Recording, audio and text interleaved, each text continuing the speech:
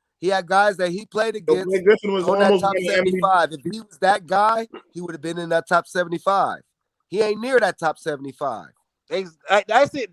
It's like y'all watch basketball through highlights so much that y'all don't really know who know how to you play. tell so much conviction, like you y'all don't really know how to. Y'all don't really know who know how to play. Ain't one of my life. This is Aaron Sean Kemp. All my life, you talk. You like Aaron Sean Kemp. You talk so confidently, like you telling the truth. He's this Aaron Sean Kemp. You straight on capping right now. Calling Blake Griffin a dunker. Get the fuck out of here, bro. Who you think he been? That's what I'm telling bro, you. Listen, that's why I said you gotta be in that age range where you've been too I was young watching, to really bro. watch basketball, bro. There's no way you sitting there saying that Brown wasn't just a dunker. Hold on, bro. You say anything right now? Bro, no, listen. Brian had no game from outside of that damn dunking. He ain't had no post game. He ain't had no 3 game. He ain't had no. Go look at it. I ain't even gotta argue. Just go look at it. Just go look at it, bro. Just go look at it. He averaged 22 off dunks. Just go look at it. Yeah, damn near.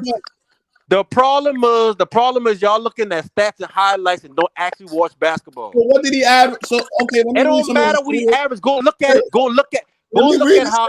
Go look at all his points. Bro, look who had the most dunks every year that went in his prime. Thank you. Like if you gonna look at stats, look at who had the most dunks in them years. I guarantee you gonna be him. He was a dunker. All right, hold on. So Zion. Let's talk about Zion is not the same. So Zion a dunker? No, he's not the same. Zion got the same. Zion got feet. Yeah, Zion got more. Zion got more intangibles than Blake Griffin has. The only comparison you can make is both of them could have jumped the ass off.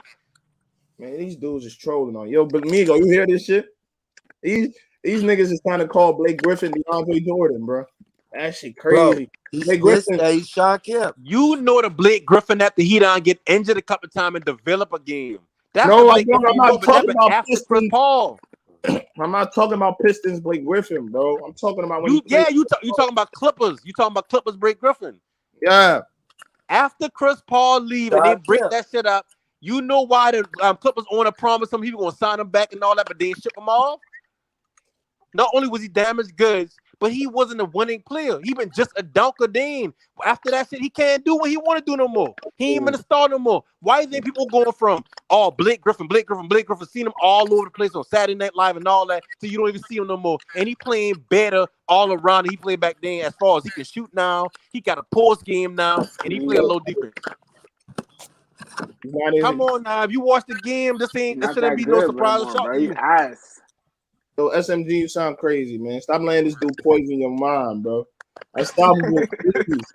I said unstoppable. Nah, bro, they being real, bro. Give it a break, bro. You lost this one. Man. Panic. I admit it, bro. I'm done with this combo, man. Yeah, you know you took an L on that one, brother. No, I didn't, bro. It's just that y'all do sound crazy. Ain't even no need to keep going back and forth about the Blake Griffin thing. Anybody that really watched basketball when he wrote the Clippers would describe exactly as that, a dunker. Hey, Panic, you cooked him. You got your cooking hat on right now. He cooked you me. He cooked me to you because he cooked you with some extra sauce. You're casual, bro. That's why everything you said. No, bro. Listen, a casual would say that Blake Griffin was a superstar back then based off of his play. He was a star. No, bro. Listen, I'm trying to tell you, he was a dunker. If you look at Blake Griffin back then, everything he been doing was aesthetically pleasing. That meant it looked good because he been dunking over motherfuckers, not touching the rim, throwing the ball in the rim, dunking over cars in the dunk contest all the time. And look good. Yeah, you wouldn't look at him as he's a superstar if you were a kid. But if you really watch basketball, you understand. He don't know the history.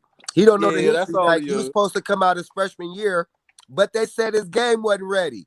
So he had to stay another year at Oklahoma. If you that guy, you come out your freshman year, one and done. His game wasn't ready because he was just a dunker. That shit didn't change. Man, shut that dumb shit up, nigga. That nigga wasn't no dunker. You ain't never watched them boys. You just as a kid, you see this big dude dunking over everybody. You be like, he don't word and everything. Come on, man. I said, shut that dumb shit up. Anyone, you know you capping right now, man. Penny, I'm not gonna address you, Penny. You in your own fantasy, bro. I'm making up bullshit. You know that man wasn't. Bro, you the same. You know, the the same person that said you would take Levine over so much. Hey, Patty, you cooked him. He's frustrated right now. That's all. He will take he'll take Levine over Jordan. B.I. over Levine. I'm taking B.I. over Levine. Facts, nigga. Let's be real. I'm taking B.I. I'm taking bro over Jordan. Okay, and what does that have to do with anything, bro? That's not a conversation right now. We talking about the reason why I bring that up is because that's how delusional you was.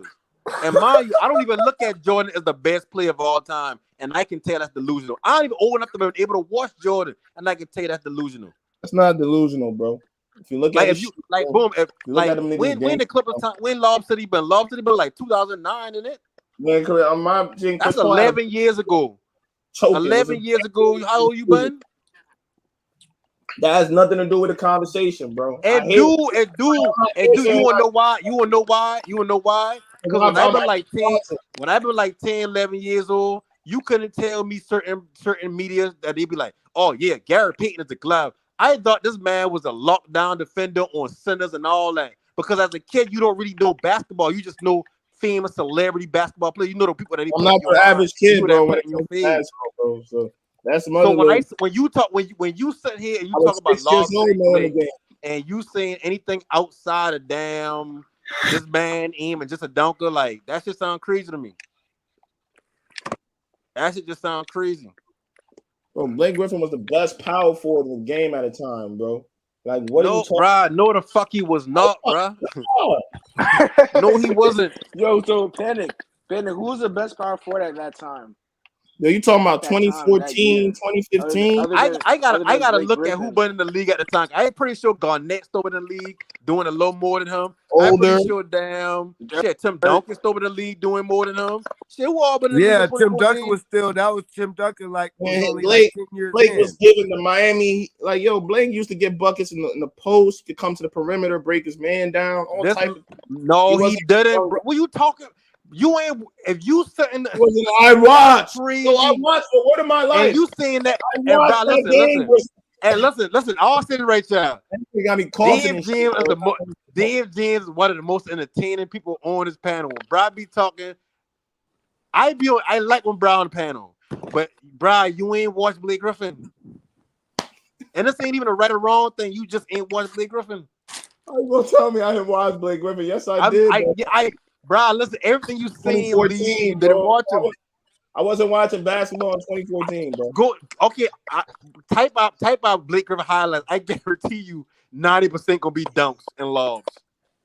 Go watch his 43 points. So what, man? What? That's irrelevant. No, it's not a average 20 points per that's game. That's the problem. Instead of just understanding the point that somebody makes, y'all need to respond. If all your highlights is alleys and dunks, that means you're a dunker. Point you even trying to make anymore. Name me one dunker. Name me one dunker that averaged over. Listen, of course, whoever said that, of course you love because you this whole time you don't listen. You just want to respond to have a response. I don't know what you're talking about anymore. No, you sat here and said Blake Griffin wasn't a star when he was a 6-time All-Star. He averaged 20 points per game back then. What are y'all talking about?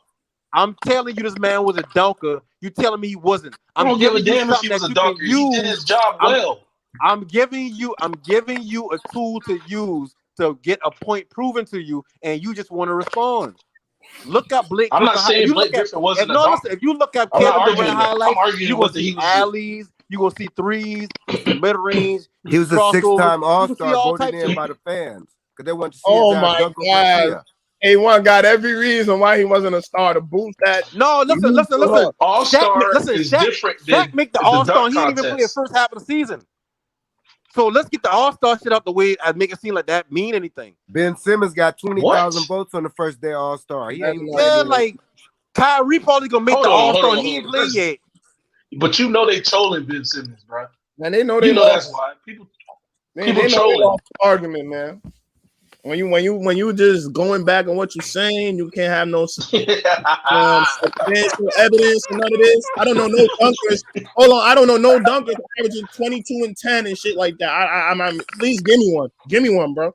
Give me a dunker, quotation a dunker, a nigga who just dunks doing that, bro. So Blake Griffin was just scoring.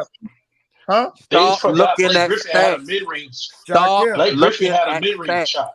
Black, no, he didn't. Yes, he did. Go look at his Brad, percentages. go He was shooting look at his field. 40% from the mid-range. So and look how many shots he shot from the mid range. And it's the problem with Chris Paul fans, bro. They're not as bad as MJ fans, but they're as delusional as MJ fans, bro. Because they are like, this dude is the greatest dude to come. He did all of this. Ain't nobody saying ain't nobody saying Brad is the greatest. What we saying is his point guard ability to run the point guard position is different from Trae Young's ability to run the point guard position. Y'all don't agree to that for what reason I don't know, but y'all just don't agree to that. Hey, look, I agree. Y'all are going off what the news is telling you. Past that argument, bro. No, nobody on here really watched the fucking mainstream media, so you can quit that. But that's where you got that point guard stuff. No, so I you didn't. can't say No, you didn't get that from mainstream media. I got point. That's where that came from. No, that did not come from no fucking news. That come from when people talk about basketball. It came from the mainstream media. And the top point guards are called point guards for a reason. Panic, I'm over that, bro. Like this became a new argument when y'all started trying to overrate Chris Paul, though. No, it ain't even an over. Man, listen, I'm gonna say that Trae Young is a better scorer than Chris Paul. Cool, happy, but what I'm trying to say. All right, let me ask y'all a question. Who's had a better career, Westbrook or Chris Paul, statistically? Shit to me, it has to be Westbrook. What do you mean it has gotta to be? be And you got stats to look at? Depending on what you got, depending on what you consider. I don't know who had a better career. Who had a better career, in your opinion? If Westbrook wins the title, he's better all time. No, let him answer. I think to me, Westbrook, just because even though you can call it stat pattern, he's a triple double king. Okay, so triple doubles alone is why you feel he had a better career? No, because he averaged a triple double, and not only that. Hey, you know what what's has Chris interesting Paul about this done argument? to that y'all level? Start cooking. You know, it's interesting. This is the same argument they have in the Hall of Fame. Same argument, probably. All right, over these two, who's better? Who had a better career? Calling Blake Griffin a dunker, but he was averaging 27 and 12 versus the Clippers. I mean, versus the 10 dunks. Versus versus the Rockets, bro. 27 and 12. Calling this 4 assists, 1 block a game. Yo, y'all dudes is crazy, man. No matter what stats you throw out, the man was a dunker. Like, he didn't have a post game. He didn't have a shoot a 3-ball. He didn't have a mid-range game. Stop it. He had none of that. He was a top underrating that man. He was a top player in the league at that time, bro. Listen, listen, I'm telling y'all, I'm not talking this shit from I'm gonna look at stats. I looking at him now. I watched. That's the problem. You're not verifying your sources. That's emotion. I watched the Clippers with my own eyes. I watched the Clippers. See, that's the problem. Your eyes be deceiving you. That's why you got to use your eyes and do your Googles. Because you can't remember his whole 27 and 12, Panic. Come on, bro. You can't remember his whole career. That don't mean nothing. You ever heard of You didn't watch every Blake Griffin game? Of course, I'm gonna even sit there and act like I did. But what I trying to tell you gotta go. Y'all. No, listen. Y'all look at Blake Griffin and y'all see superstar, right? What I'm trying to tell y'all is when you actually watch Blake Griffin, understanding basketball, he was always in a dunker spot. The same way how they get Zion in the running arm, but they get him in a running motion when they had him with Lonzo and Zion. They did the same thing with him. When you got a point I'm not guard arguing that he was a dunker. He was an amazing dunker. That's why he was in the dunk contest for so many years. Yeah, and that's who he was. To limit him to being just a dunker when he got is not the truth. When he got injured, he started working on his mid range. He got better. He started working on his 3-ball. He worked on a particular part of his game every year. It was gradual. Exactly. And when he got hurt, like Panic said, he had to really work on his game. But he did get better. He did work on something different every year. You're right. You did. All right, we passed that. Jordan. I want to hear. Look how much DeAndre Jordan had. DeAndre Jordan averaged like 10, 15 points a game off of gimmies. Yeah, that's DeAndre Jordan. If he could have hit free throws like Blake Griffin was he probably would have averaged 20. Exactly, bro. But was the best player. Let's get off of that, man. I was interested in what you were about to say about Chris Paul versus Westbrook. Blake Griffin was better than Chris Paul, bro, when they were playing. Literally. So I don't even know where you're trying to go with it. Listen. I was talking about Westbrook. I a big Russ fan, right? But the shit that I can't get out my brain as a point guard, you average a triple-double, but you damn near almost average a quadruple-double with 10 turnovers too. As a point guard, that's the main X on your name as turning over the ball. Mm-hmm. Your turnover ratio for Russell Westbrook compared to Chris Paul is crazy. That lose you game all them turnovers. If you got 7-8 turnovers on any given night, you're going to lose more than you won. So they both been to one championship. They both lost. Right. Westbrook just got those 4 straight seasons of triple-double. If you just go on statistically, it's, man, you got to think about that one. Man, y'all arguments look weaker every day. But you know, Blake Griffin was top 10 in the MVP race. He's still on Blake We're Griffin. not even talking about Blake Griffin no more. No, He's hold still on on, Blake bro. Griffin. You know he was top 10 in the MVP race. This and he wasn't one of the best players. Isaiah Thomas been top 3 in the MVP race. Yeah, but he was a superstar with Boston. He was a superstar. He just got hurt. He was a scorer. He was a scorer in Boston. Talk about IT. Come on, bro. He was a scorer. He was a scorer in Boston. Admit it, bro. Admit you that you were just listen. No. Let me break something down to you when it comes to MVP voting. Right, the MVP is determined based off a narrative. Whoever got the best narrative playing the best in the season usually get the MVP. The reason why last year been kind of a toss up and people been questioning the MVP is because ain't nobody really had no narrative that been better than Jokic won. Tell me that line. Oh my God, you have everything to block the truth, man. You can't do this, bro. Niggas. Okay, let me show you how much the MVP don't really mean nothing, right? Russ averaged a triple-double and won MVP. Why he won them all 4 years? Well, Panic, that has nothing to do with what I'm trying to tell you. Yeah, it does because you try to tell me that because Blake Griffin been in the MVP race, that makes him more than a dunker. And what I'm trying to show you is the MVP race is built off of narratives. Because if it been just based off of, oh, damn, ain't nobody ever averaged a triple-double since Oscar Robertson. Rusted him 4 years in a row. Why he ain't got 4? But, bro, what does that got to do with it's not. See, it's not about bro, man, nigga. It's not always about bro. Oh, no, it's not always about bro. Sometimes you gotta call it for what it is. Panic, bro. So, all right, come on, bro. But I'm just trying to function how you could call this dude a dunker. So what was he? He was a role player. Like, did you call Blake a role? Was he? He wasn't a star. He wasn't a top player in the league, bro. What did you have him as around that time? Robin, he was a star in the league, but he was a dunker. That don't make you being a star in the league don't mean you the best player or one of the best players. There's plenty of people that can be a star. Jeremy, what?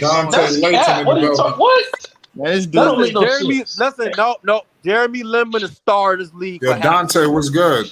Dante. How is Jeremy Lin a star? What's goody, man? How you doing? Who you talking about? He been promoted all over the place. He was a star at some point.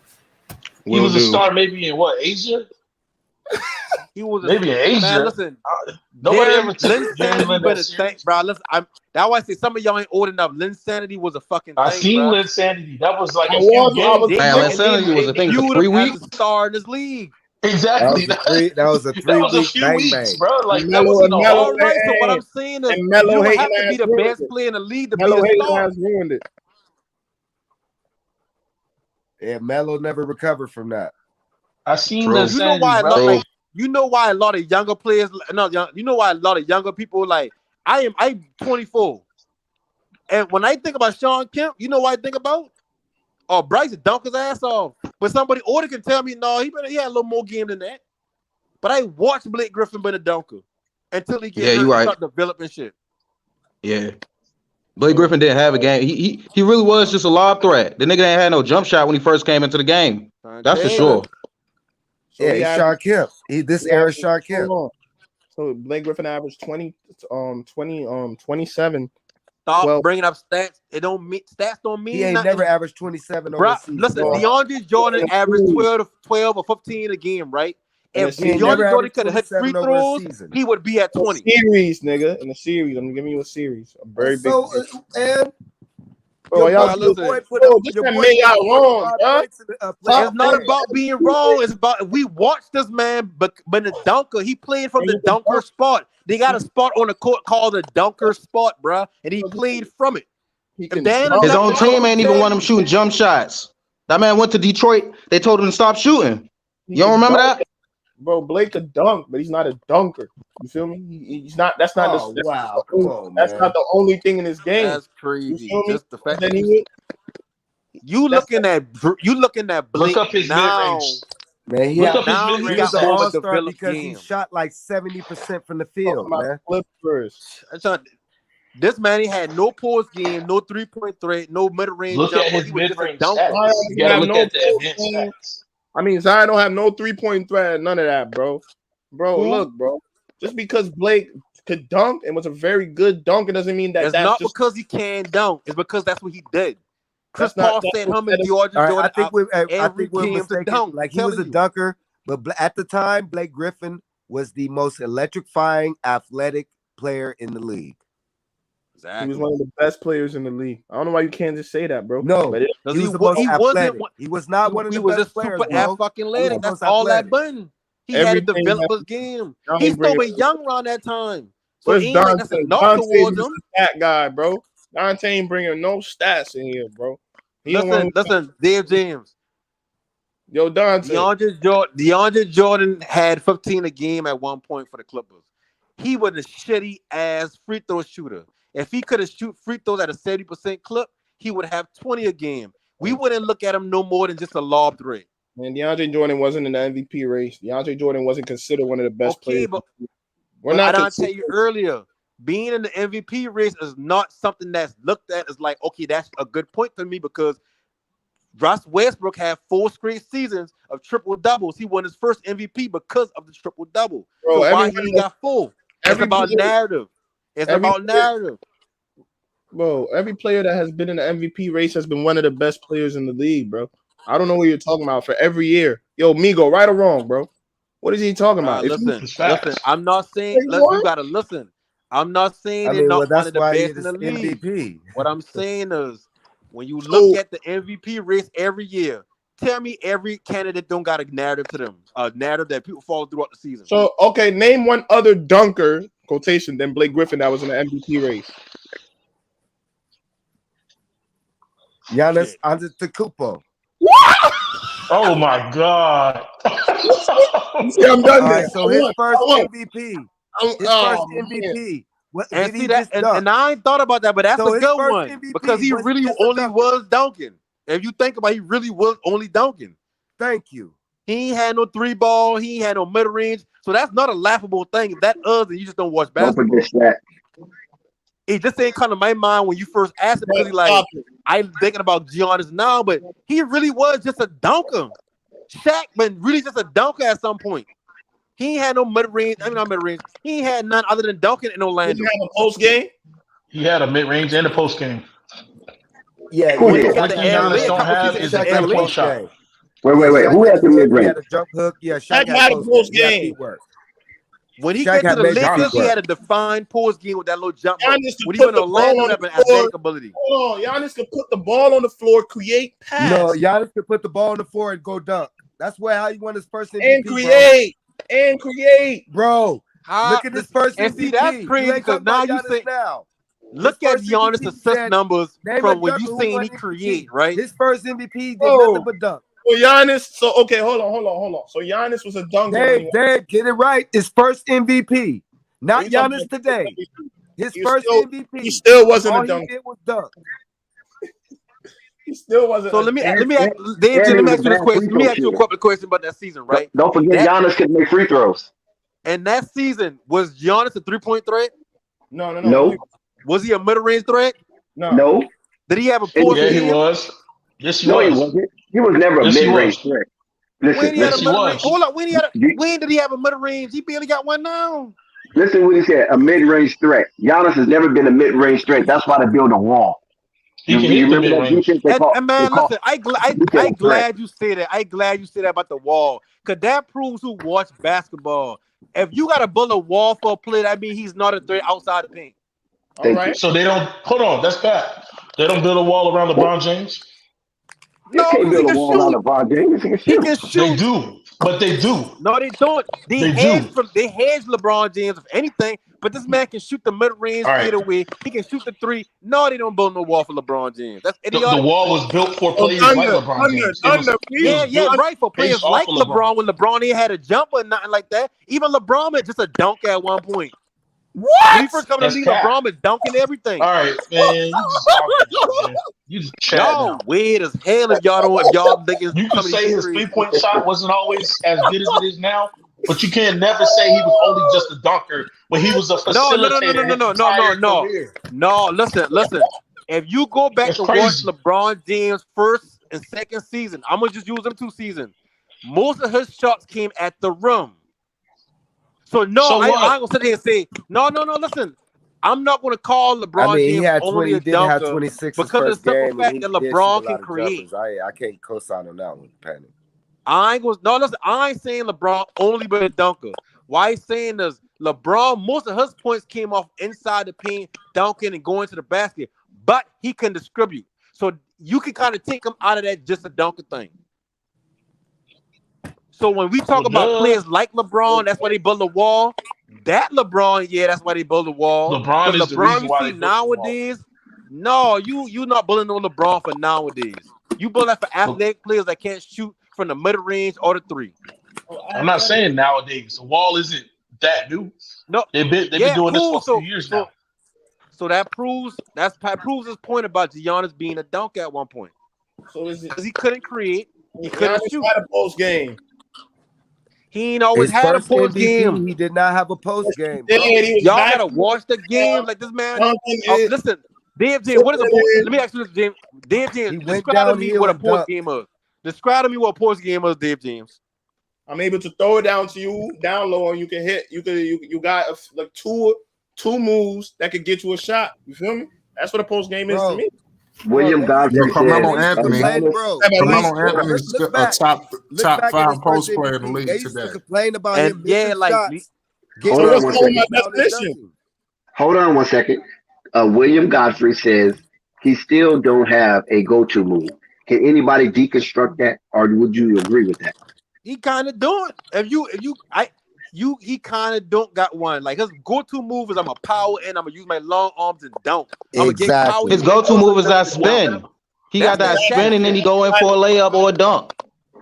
You don't see him with no post moves. Like if you look at I just got somebody say Carmelo. If you look at Carmelo's footwork does as much damage. Giannis is better than Carmelo ever was.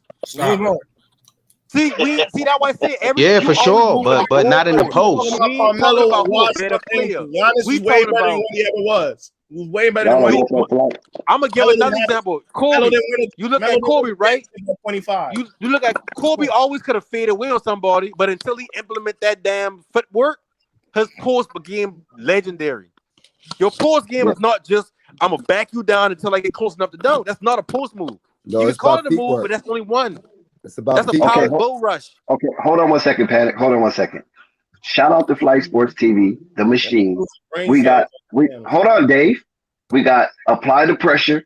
We have Flight Sports. We have No Panic. We have Superstar Dave James. We have Triple B Nation. We have Athletic One, and we got Dante. This is who you have giving you good content. Please like, subscribe, support the channel, hit that Cash App, hit that Super Chat, because we're giving you what you need here at Flight Sports TV. That's a fact. And Blake. Hey, and listen, we ain't saying that Chris Paul is the best player in NBA history. All we've been pointing out to begin with is his point guard style of passing and creating the offense is different from Trae Young one. They ain't saying he better. We just saying we got 2 different styles. That's all that is. So somebody said I used to love Chris Paul when I was younger. Like Chris Paul used to get, but like Chris Paul is a 20-something point a game score in his younger days. Yeah, when he first came in the No. Listen though, I am saying that Chris Paul is a better point guard than Trae Young. Yeah, okay, yeah, I can agree with that. I ain't saying go as far and say as people in the someone in the comment section, but like we overrating them. We're not overrating them. We just allowing these people who saying that Chris Paul ass see that he actually. Well, what do they mean by overrating? And winning. I mean, Chris Paul. I ain't call Chris Paul ass. I never said that. I said he overrated. Chris Paul is definitely not. But we're not overrating him either. Yeah, like brother, right top now, 5 point guard all right time. now, No, but regardless of how we feel about him, Russ is better Chris than him. Paul. What? Who said Russ is better than Chris Paul? I said, yeah. I disagree with that. The question. Let me ask y'all a question. Who had the better career, Chris Paul or Westbrook? Chris Paul. If we talking about wins, yeah, we talking about accolades. Of course, you're gonna give it to Russ because he got an MVP or 2 in his if you look at Chris, Westbrook numbers, if you look at Westbrook numbers, he gonna be the best point guard in the history of basketball. That why he playing with Bron. Hey, SVG just came out and said something. Stan Van Gundy came out and said something recently. I don't know if y'all heard about this. Steve, whatever his name, Van Gundy I came can't out believe and he said back talking again. You heard what he said about all because you get a triple-double doesn't make you necessarily a good basketball player. And I'm going to say this, man. At the end of Westbrook's career, when you look at his numbers, he's going to be very his numbers are not going to play out when you look at his numbers, you're going to think he's greater than what he is. He's accomplished more than what he's accomplished. How's that cap, bro? Yo, if Russell Westbrook hadn't I don't want to hear started playing with the Lakers this season, it's a chance that he could catch LeBron with assists. Tell me what, bro, I don't care about that. What has this man done other than get you triple doubles?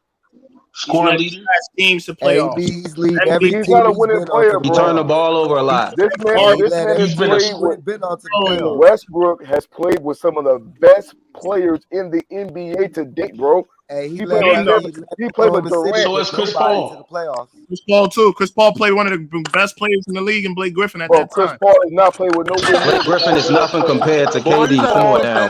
Like a motherfucker, boy. Hold on. Hey, but Chris to Paul Westbrook's credit, no, he did. I'm not He taking did that. take I'm not taking OKC to the playoffs when they had nothing. James Harden, And that's why he take man. Listen, he been up 3-1 on the fucking on Golden State Warriors before he get hurt. Then they collapsed. up 3-1 a lot and lost. Chris Paul's always up 3-1 and losing. Man, Kevin Durant didn't show up for 3 games. Neither did I watched the 2016 NBA Finals Game 7. The only person show up for that Golden State really been Dream On. So, bro, if you look at it, bro, Chris Paul's one of the biggest. When you talk about stars, he's one of the biggest chokers. Okay, and that's cool. That's fine if you think that. Am I wrong? But he been on the same squad as cool. You're Mr. Elite. I agree. Hold on, wait a second. I agree. Chris Paul got to get it done in the playoffs, though. He chokes a lot, and we call it, and we be on Russ's ass, but we don't talk about this nigga his accomplishments. You know why? Yeah, because what do you call a player that's 4-9? Russ loses in different ways, bro. Russ will come out there and give you 6 turnovers and be shooting like trash. And Chris Paul would lose a 3-point lead to the Houston Rockets. Nah, man, Chris Paul will lose because he get injured and not play. Russell be the reason that they lost. Get out of here, correct me if I'm wrong. And if Chris Paul give up 3-1 lead, who you think when his running mate is in LA? Blake Griffin been there, so why you put the blame on him? Has Chris Paul ever been the first, second option? That's 13. Huh? Chris Paul got injured during the Blake Griffin years too. What you talking about? Yeah, Every year. This is what I'm saying. The reason that they lose when Chris Paul loses is because he's not there to play. The reason Russell loses because he's not a great player. It's a difference. Oh my God. The reason the team losing is because of Russell Westbrook. Perspective, bro. Dave James like 17, so he don't even remember them days or even know them days. So that's what you got. God damn.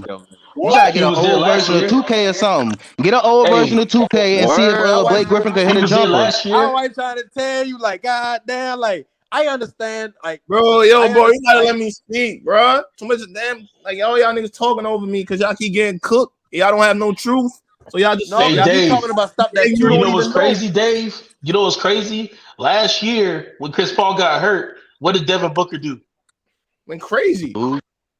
He went crazy and he got them to the damn finals. Am I right or am I wrong? Yep. Without Chris Paul. With Cam and the Suns look better with Cameron Payne running that shit, nigga. Yes, sir. And they were still cooking without Chris Paul. Stop overrating this nigga, bro. Fuck out of here. It's not cat. So It's you telling me facts. Chris Payne? So you telling me that y'all stop it, man? What are you talking about overrated? Chris Paul was on the sidelines talking. What we're telling you is this, Chris Paul is a top 5 point guard, bro. So if he is, Russ is better than him then. Is Cameron Payne the top 5 point guard? He's not even in the discussion, bro. He's not even in the discussion. So nobody said he was the top 5 point guard. False equivalencies to try to make their point right, but it remained like Chris Paul is the top 5 point guard all the time. Like, ain't even no debate on that. Russell Westbrook has 3 less seasons, and he has better accolades. And listen, and you know how crazy that is. Look at Russ. I said this shit earlier. This man got 4 seasons straight triple doubling. Why he ain't won 4 MVPs? Because stats don't really matter when you ain't winning. Just like LeBron James could win MVP every year, but they don't want to give it to him. Politics. Everybody see Westbrook for what he is. Listen, man, right now, this season right now, Westbrook is being exposed. I don't want to hear nothing. How come Chris Paul doesn't have an MVP? Listen, I don't want to hear. Stop trying to shift it, bro. I don't want to hear nothing about Westbrook. We talking about MVPs. Yeah. You know why? Yeah, we want to know why? Because Chris Paul is a pass first point guard. He's a floor general. That's cap. No, Carmelo Anthony got screwed that year. They gave it to LeBron. They should have gave it to Melo. Chris Paul is move on, bro.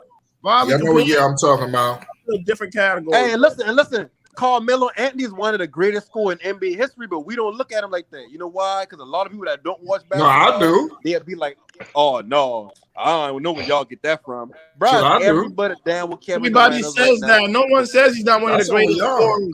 Everybody only people that disrespect Carmelo Anthony. Nobody else. Bro, everybody knows he's one of the greatest scorers of Stop saying scorers. Hold on, wait a second. I need to pause everybody for 1 second. Stop saying, I don't know y'all saying scorers. This is one of the greatest players in the history of the game of basketball. Stop saying scorers. This is players. Don't even, Flight, don't even get into it with him, man, because when they start talking about Melo and downgrading this dude, it'll make no sense. You're the most disrespectful superstar in the history of the game. I think if you look at Carmelo Anthony's career, he would have had a chip if Amari Stoudemire stayed healthy, and if he had made the right decision to go into the right team. Like right now, Carmelo Anthony, right now, Melo is outside of LeBron. Melo is the only one giving you consistency on the Lakers. I agree. And another thing I'll say, Carmelo's the only player that I can remember outside of LeBron James that had hype like a motherfucker and actually live up to it. If he ain't coming in that draft class with LeBron, people wouldn't look at LaMelo like he's just some second fiddle. Because remember now, when he first come out, ain't really been no super easy decision to take LeBron Carmelo over Anthony Carmelo for a averages lot of 13 points a game, shoots 40. That was an easy decision. Carmelo Anthony shoots No, I ain't saying it wasn't for a lot. I ain't saying it ain't entirely unanimous for a lot of people. A lot of people, but in their mind, I'll take LaMelo because he can score straight out of college. Like the man won a national championship. LaMelo or Carmelo? LaMelo's better than Carmelo. Carmelo. Okay. LaMelo's better than Anthony and LeBron James. Like Carmelo supposed to go on up. You not telling me. Stop, Dave, with your young takes, bro. Stop saying LaMelo is better than Carmelo. I agree. LaMelo is better than Carmelo ever was. Hey, bro. At least he gonna pass the ball. Wait, stop, please. I didn't get understanding what you're saying. You're telling me that LaMelo is better than Carmelo. Yup. When right now? Period. And he gonna do right now? Are you saying, hold on. I need to get understanding of this bad take y'all throwing out here. Are you telling me that LaMelo is better than Carmelo when he first came in the league? Yes. He prime Carmelo? Never Carmelo. Yes. What are y'all talking about, man? All right, man. Who just said that? We about to get this. We about to rectify this. Who just did? So LaMelo's not better than Melo? Not prime. Right now, First Listen, off, I'm not even going to speak on this discussion. I'm not going to speak on this discussion. Right now, if we talk about that's the real veteran Carmelo that switches game up, yeah, I'll give that to you. Right now, LaMelo is better than. But if you talk about prime Carmelo, no, you sound stupid saying that. Man, if y'all ain't see Carmelo in Denver, I don't even want to hear you talk about Carmelo. Look, can we just change the subject? Can we change the subject? He was a nasty scorer. Can we change the subject? It was a convo, man. Tired of talking y'all. About listen, Carmelo take Denver to the playoffs his first season.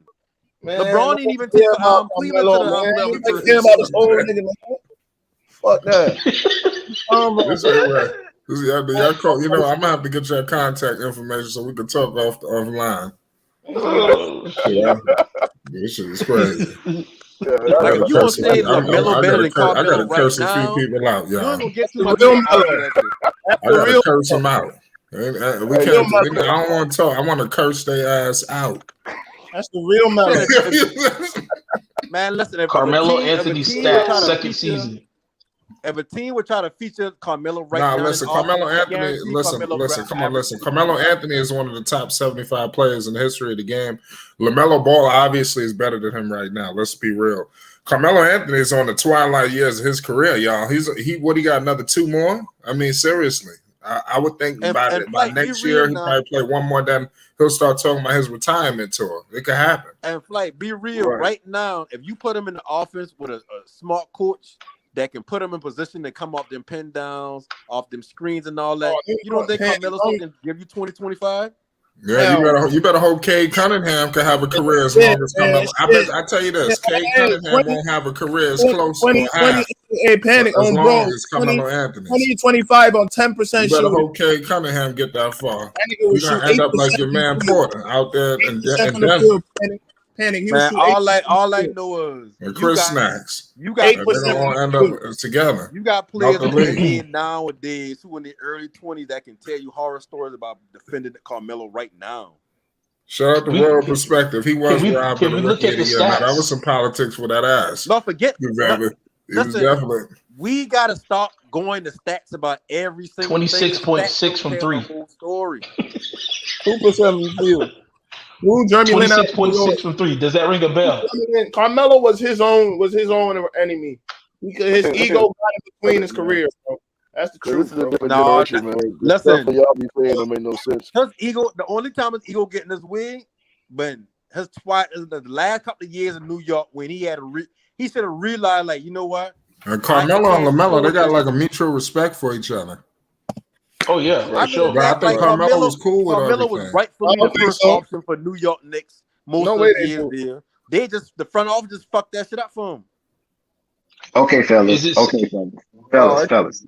Let's put Dave James on Front Street, superstar Dave James, to make his case how LaMelo Ball is better than Carmelo Anthony. Prime Carmelo. Come on, Dave. Way more IQ. Come on, Dave.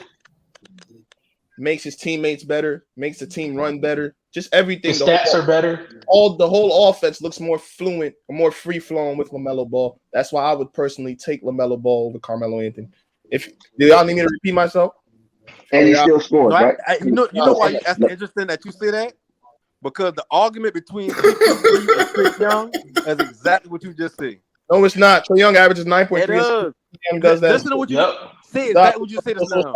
That's not James is cooking. That's not the same thing, bro. See that? Say it again. Trying to put 2 players. He burning up the food. Say it again. Microwave dinner. That's what happens, bro. When I cook on some other shit, they gotta go put on some shit, man. Carmelo Anthony is the most overrated player in basketball. Hey, Flight, it ain't done. It's true, bro. You got wrong, man. Can I read Carmelo's second year stats compared to LaMelo's so far? You want us to read it? So I got it pulled up. Oh, amigo, read it. Also, rookie of the year. Listen, out of respect for LaMelo Ball, listen, let the story be written, okay? LaMelo, but this is his second year, in the NBA. Let his book continue to be written, goddamn it. Yeah, his book will definitely be way more than Melo's, I guarantee you. This is what let's see what happens. Right now, Carmelo Anthony's accolades are endless. You understand? So I'll take Lonzo Ball too. LaMelo I'll Ball take is a Lonzo point Ball, guard. bro. I'll take Lonzo Ball, nigga. On bruh. And that's why we don't. And that's why we give Dave James so much pushback, because all his takes be like 2019ish, like he was just born that year, or he just started watching basketball that year. I take Lonzo Ball, man. Bruh, I'll take Lonzo Ball over Carmelo Anthony, nigga.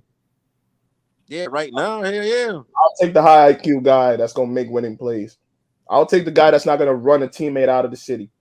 You feel me?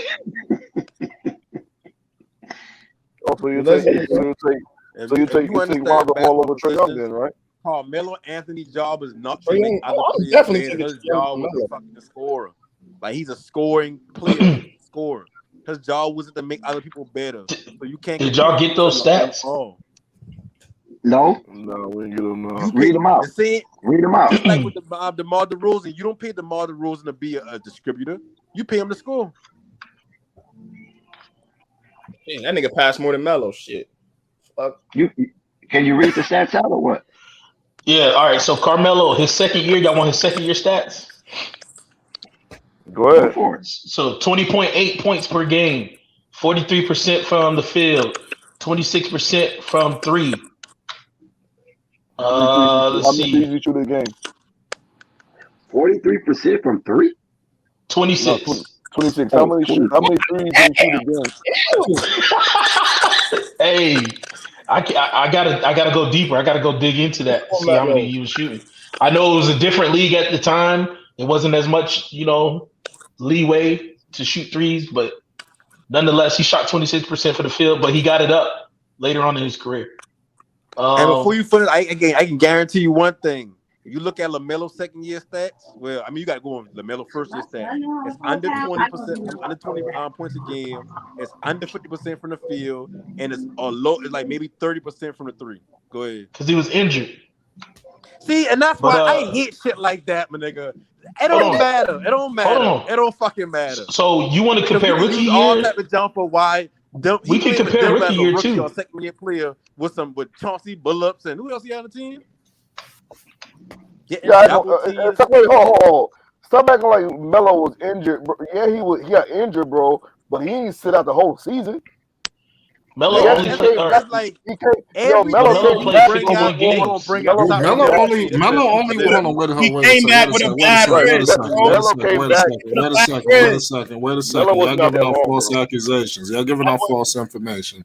Carmelo Anthony had a healthy career. He only had an injury, the knee injury, when he was in New York and it required surgery. That was the first time he ever suffered anything you would consider to be serious, and he bounced right back. He came back and was, I think, 23 and some change. I mean, seriously. And it don't matter if LaMelo been hurt his second and third year. No, he's still. No, hold on. Wait a second, man. Because I know, but I'm just saying the thing about y'all is y'all try to make fun about just shitting on Carmelo Anthony like it's some joke. Y'all really need to do your homework and realize who y'all talking to. You understand who y'all talking about? This is Carmelo Anthony. I'm telling you. This your kids is gonna find out about this guy. I'm trying to tell you, they're gonna do their homework on this man. You understand?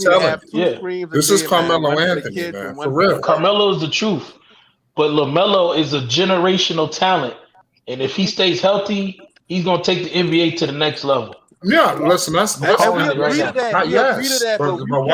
you got to discredit Carmelo Anthony in order to elevate another person? We just comparing the two players. Positions. You understand? But I understand the Melo and the whole shit. But I mean, come on, let's be real. They're both going to be Hall of Famers. Panic. Start capping about Carmelo. And I told him the truth about his career, bro. No, listen, bro. And if you look at his career, he's averaged 20 points. He come in the door like that. What are you talking about? He comes in the door. It's great. That's why, because I said he's one of the greatest scorers of all time. You feel me? And ain't nothing wrong with that. Me and Panic agree on that. He's one of the greatest scorers of all time. That's it. Oh yeah, so we agree. So I mean, I don't see the issue. Yeah, man, there's no issue, man. It's just that when people try to put him at this pedigree of players into like the LeBron categories, that's just laughable. You feel me? He is not LeBron. He's not LeBron. LeBron is judged by how much better he make his teammates. You can't judge Carmelo by that. He was always a primary, just a scorer. Like you bring him in to score points. He was a scorer. So was LeBron. Okay, Look, so LeBron a versatile player, but I ain't gonna say and pretend like he make his teammates better. Who Are Who you on serious? LeBron's team?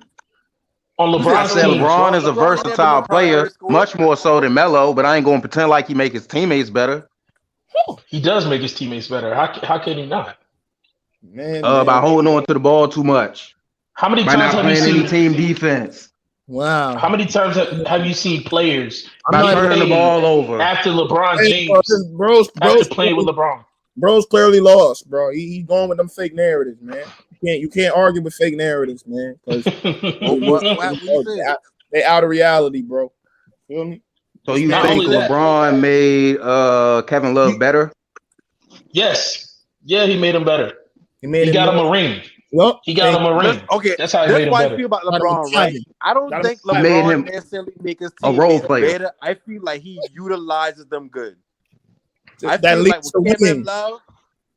With Kevin Love, I don't think he made Kevin Love better. I just feel like he put Kevin Love in a position that he feel like Kevin Love can excel at, and he put him in that role. It didn't look good to us because we used to see him 20 points, 20 rebounds in Minnesota. Then he come over there, even like, well, damn, where does they come from? What are you doing? Help Like, that What is nigga Kevin resume. Love doing right now? Exactly. Help that nigga resume. Help that nigga resume, man. Yeah, What is Kevin Love doing right now? Listen, LeBron may not make his teammates better, but he know how to put them in positions to win. So he Right. got it. So that he Thank got you. a point. He do got a point. So, Dante. but it's not just you. Just name one player. There's other players that he's affected that he's made better. Those young. There's Tristan Thompson doesn't get 80 mil. Tristan Thompson. Did you watch him? Timothy Mozgov. You want me to name? But Cedi Tristan Thompson Osman. ain't necessarily get better though. Matthew Dellavedova. These are players that we don't even think about right now. Mozgov. LeBron had that dude looking crazy good, man. What was that point guard on the Heat? Mario Chalmers. Mario Chalmers. Rashard He's Lewis. made players better. Y'all just don't. You just forget. You just thinking about the stars. LeBron even helped Mike Miller. Got him on those shots. Mike Miller. Oh man, Mike Miller looked. Whew, that boy was crazy. Birdman. He made Udonis the game Haslem. easier for the players around him. Man, Dante, Yeah. you gotta stop capping, bro. Bro, shit. So somebody said earlier that LeBron wasn't a primary scorer. So when has LeBron not been the primary scorer on this team? Facts. Because last time I checked, Listen. I think I've been the one to say that one. When I say primary score, when I look at Carmelo, when you look at Carmelo, you don't say Carmelo, get the ball, make everybody better, spray the ball around. You look at Carmelo and say, okay, boom, give me 30 tonight. With LeBron, you don't look at him to say, okay, boom, give me 30 tonight. You look at him to run the offense, so he's not a primary scorer as like, okay, that's what he's here for.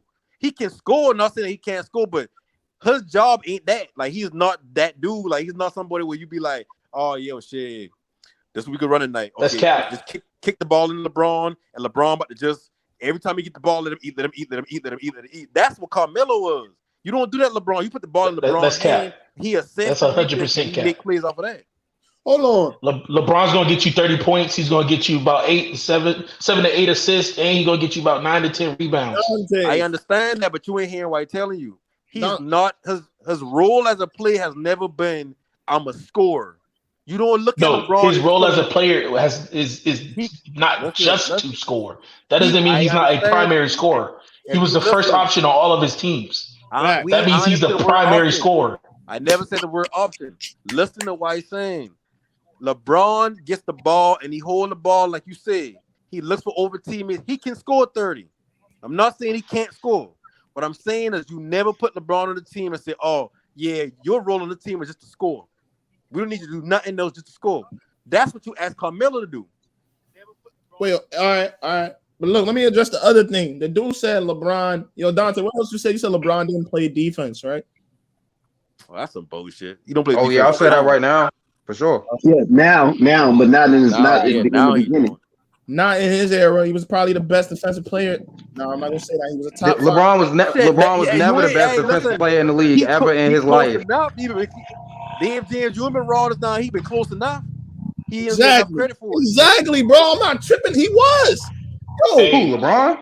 He was in. LeBron was one of the best defensive players. Exactly. You keep saying one of. You keep saying one of. I say LeBron was never the best defender in his career. Not 1 year in the league. Not one. That's a lie. That's a lie. He got robbed for Defensive Player of the Year. Exactly. So what do you? Yo, that's why I be saying. Everybody knows that. If you watch basketball. Okay, who robbed him? Marc Gasol, bro. He got robbed. Yep. Sure did. Marc Gasol. He had an interview. He said that shit. When they first signed Marc Gasol, he been kind of mad at him because he take the Defensive Player of the Year award. Can I ask a question though? Because we said we just skipped over the primary score. LeBron James averages 27 points per game. Carmelo averages 22 points per game. That was your example. Say that again. For their careers. LeBron James averages 27 points per game. Carmelo averages 22 points per game. 22. You gotta listen, bro. Just listen to why. That's a 5-point difference. That's not a small difference. No, listen. I'm not saying LeBron can't score. What I'm saying is LeBron's role was never he's just a scorer. So why does he get more points? Carmelo is. Why does he get more points? How is he about to be the all-time leading scorer? Bro, listen. He is not somebody that you say go out there and score the ball for us. He's somebody you put the ball in his hand and you tell him, okay, go create, go win the game. That's does. Not what. Matter of fact, there's a stat about he has more than Kobe and Jordan. Bringing up stats when I'm he has more game winners than Kobe and Jordan, bro. Huh? He has more game winners than Kobe and Jordan. Bro, that's irrelevant stats. What are you talking about? That's what you just said. You said he's not the player that you're going to put the ball in his hands to go and win the game, right? Okay, that's why I say sometimes you got to listen. You got to listen. What I'm saying is, if I build a team right now and LeBron James is on my team, I need a scorer, I need a facilitator, I need maybe an all-around player, I need a defensive player. LeBron would never be looked at and say, "Oh yeah, LeBron, you can take over the." What you need is somebody for LeBron to kick the ball out. When he's getting triple, when he's getting double, when he's getting double and triple team, can I finish? When LeBron is getting double and triple team, for him to kick the ball out, that's what you need. You need some shooters around him because they're going to collapse on the best player in the world. That don't make him a scorer. That don't make him the scorer of the team. Yeah, what makes him a scorer is that he's the third all-time leading scorer in the history of the NBA. I understand. Yeah, okay. First of all, he played 20 years. Second of all, I ain't saying the man can't score, bro. What are you listening to? Not to mention all them damn playoff losses. That's how you rack up a bunch of points. What? Are you?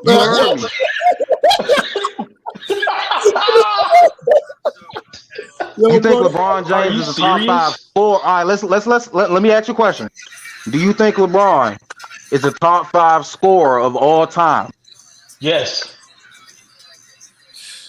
There's no debate. He's number 3 of all time. Bro, stats is not. But listen, you got to stop looking at these stats and stop. He averages 27 points per game for his career. All right, let's break it down. Let's break it down. Let's break it down. I think he keep missing what I'm trying to tell him. No, you're missing the point. I'm not saying LeBron is not a scorer. We understand the man scored 39 the other night. We get it. But when you look at players in the NBA, do you say, okay, name all the players that you would look at and their only role is to score, or their only role is to shoot threes, or their only role is to facilitate? Would you put LeBron in the only scorer position? I see what you did there. You try to switch it up on me, bro. No. Now you talk about a role player. That's different. You weren't talking about role players. So is LeBron when has Carmelo ever been a role player? Is LeBron a role player? No, he's never been a role player. Carmelo. When was Carmelo a role player until now? You saying these things, bro? I'm not saying. All right, let me ask you. I'm curious. Do you think LeBron James is a better scorer than AI?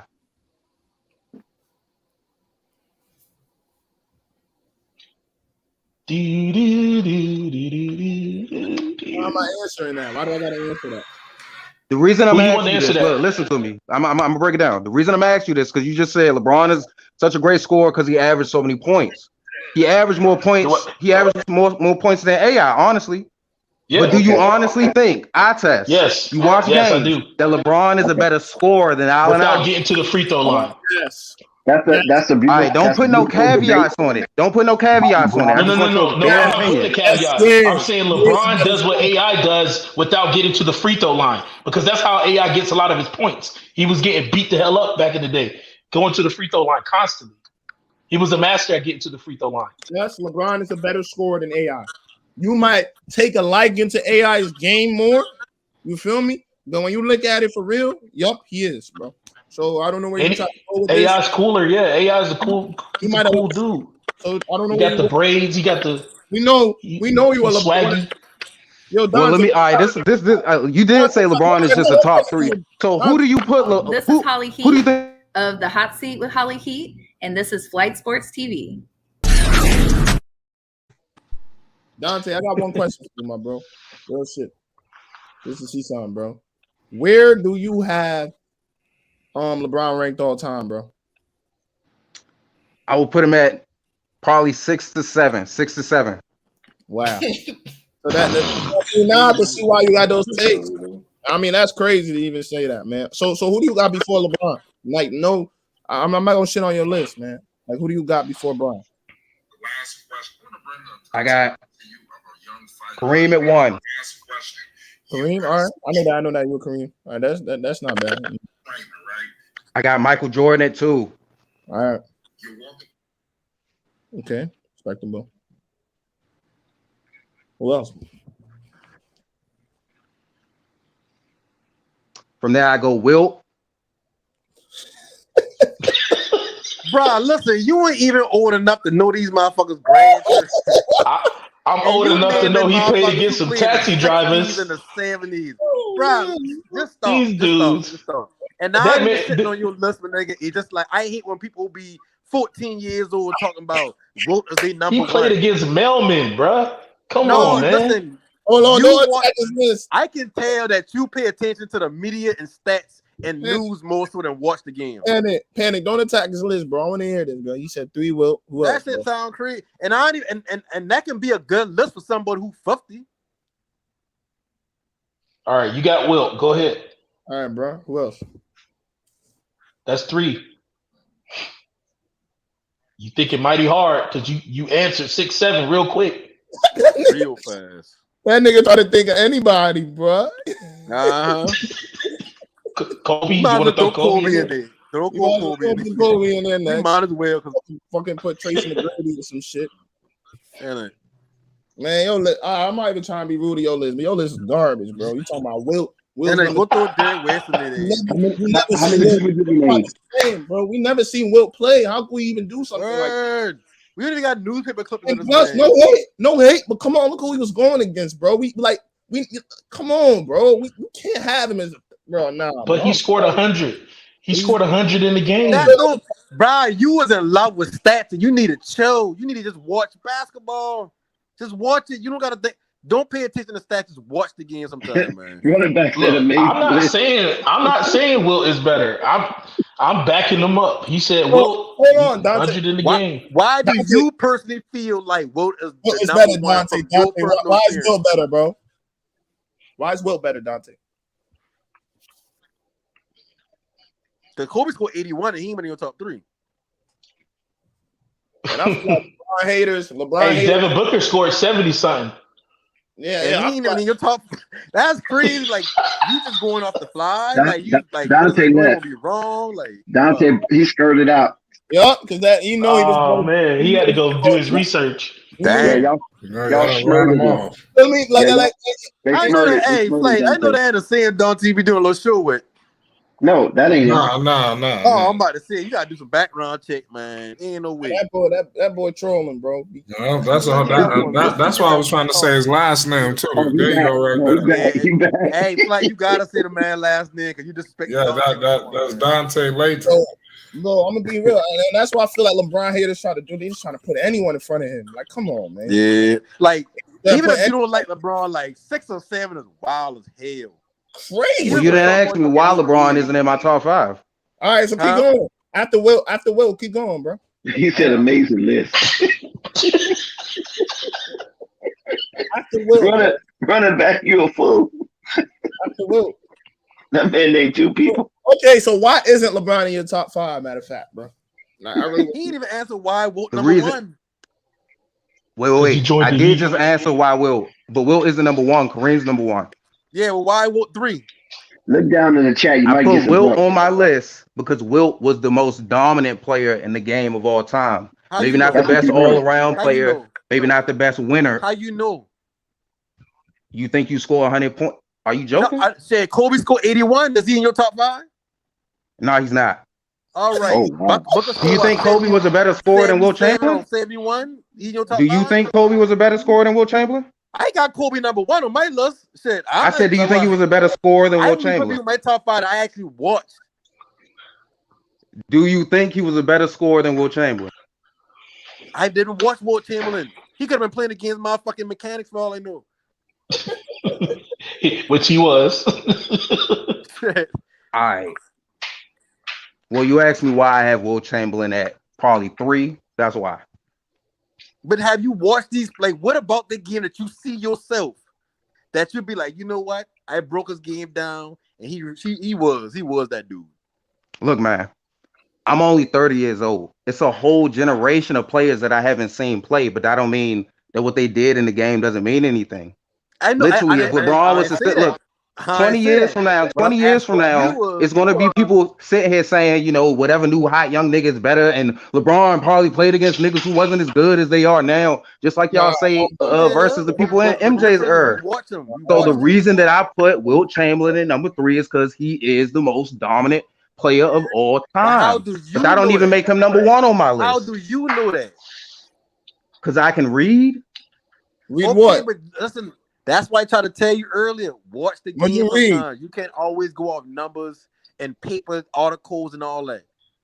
Like I said, for all you know, shit, he could have been playing against mechanics and dishwashers and shit. Kareem Abdul-Jabbar was not sitting here talking about Wilt Chamberlain was playing against mechanics and blah, blah, blah. He was sitting here chasing Wilt Chamberlain and Dr. J. Like, why are you sitting here acting like, look, I get that you ain't never, we ain't never seen Wilt play as many games as we've seen LeBron play, for sure. But that doesn't mean that what Wilt did didn't mean anything. LeBron ain't going to go out there and score 100 points against the G League. It don't matter who you put on the floor. We ain't shitting on a player. We looking at your list. Your list now. You say you 30. So that means you're not old enough to watch Kareem. You're not old enough to watch Wilt. So I'm asking you from your own knowledge, your own basketball knowledge, how do you put him at 1, 2, and 3, and you got LeBron at 6, 7? What do you see out of 1, 2, and 3 yourself? Because anything you saying about LeBron come from what you see, right? All right, so I'll tell you. The reason that I have both Kareem and Michael Jordan over LeBron James are because of the deficiencies that I can clearly see in LeBron James game every single night. I've been watching him since his rookie year. Okay, so what deficiencies? When it comes to being a better like an all-around basketball player, that means that you can do everything on the court, and it's nothing that you bad at. Nothing that you bad at. You don't make a bunch of mistakes. You don't do anything that could bring the team down. There are things in LeBron's game that brings the team down. That's what y'all don't understand. Like what? Like what? I give you the biggest example. He commits way too many turnovers. What? You heard me. There's a whole bunch of other players, right? Look. LeBron James might just finish with top 5 in assists, but you will be smoking crack if you think that he's one of the top 5 best playmakers or best passers in the game. What? He commits so many turnovers. Listen to me. Listen. I'm gonna say one more thing. I'm gonna say real quick. You just now made your argument to me about scoring by saying LeBron in the top 5, but now you saying because he's in the top 5 assists, that don't mean he's in the top 5. But go ahead. See what stats get you.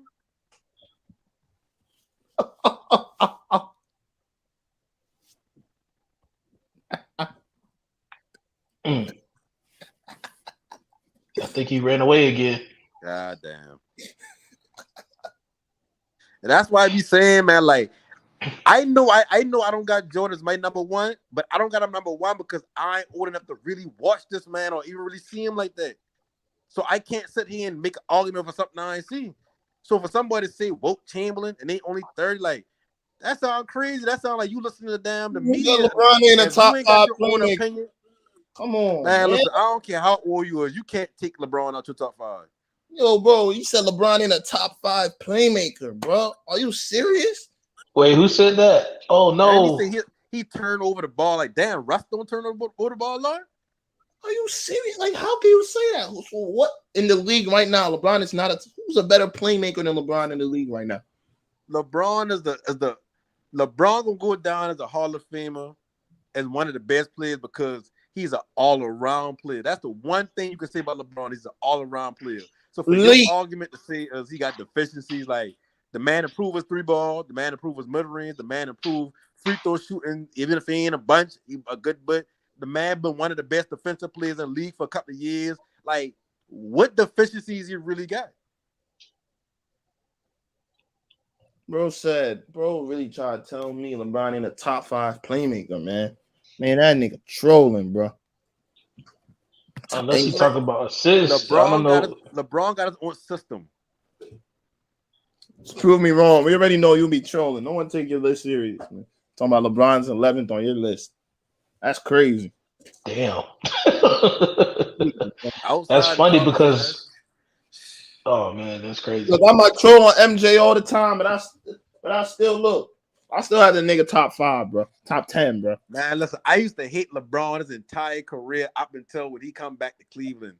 And I been like, damn, boy, this nigga retired, but we gonna miss this shit, boy.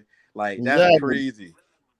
But you gotta understand, a lot of these dudes don't look. I'm telling you, some of these dudes in the chat don't like LeBron because they believe he traded Lonzo. So when it goes into that, I'm telling you on my life, they believe he did, but whatever. He did. I mean, shit, man. He did whatever it is, bro. Dante, I look at it like this: like he done traded players before, but I think with this LA shit, that shit been combined. That shit been a plan already. Like that shit ain't like whether LeBron that say he want them going or not. I think the Lakers front office would have done them anyway because they about championships. They ain't about building shit. What was they doing all them years before then? Lakers ain't no big time. What was they doing all them years before?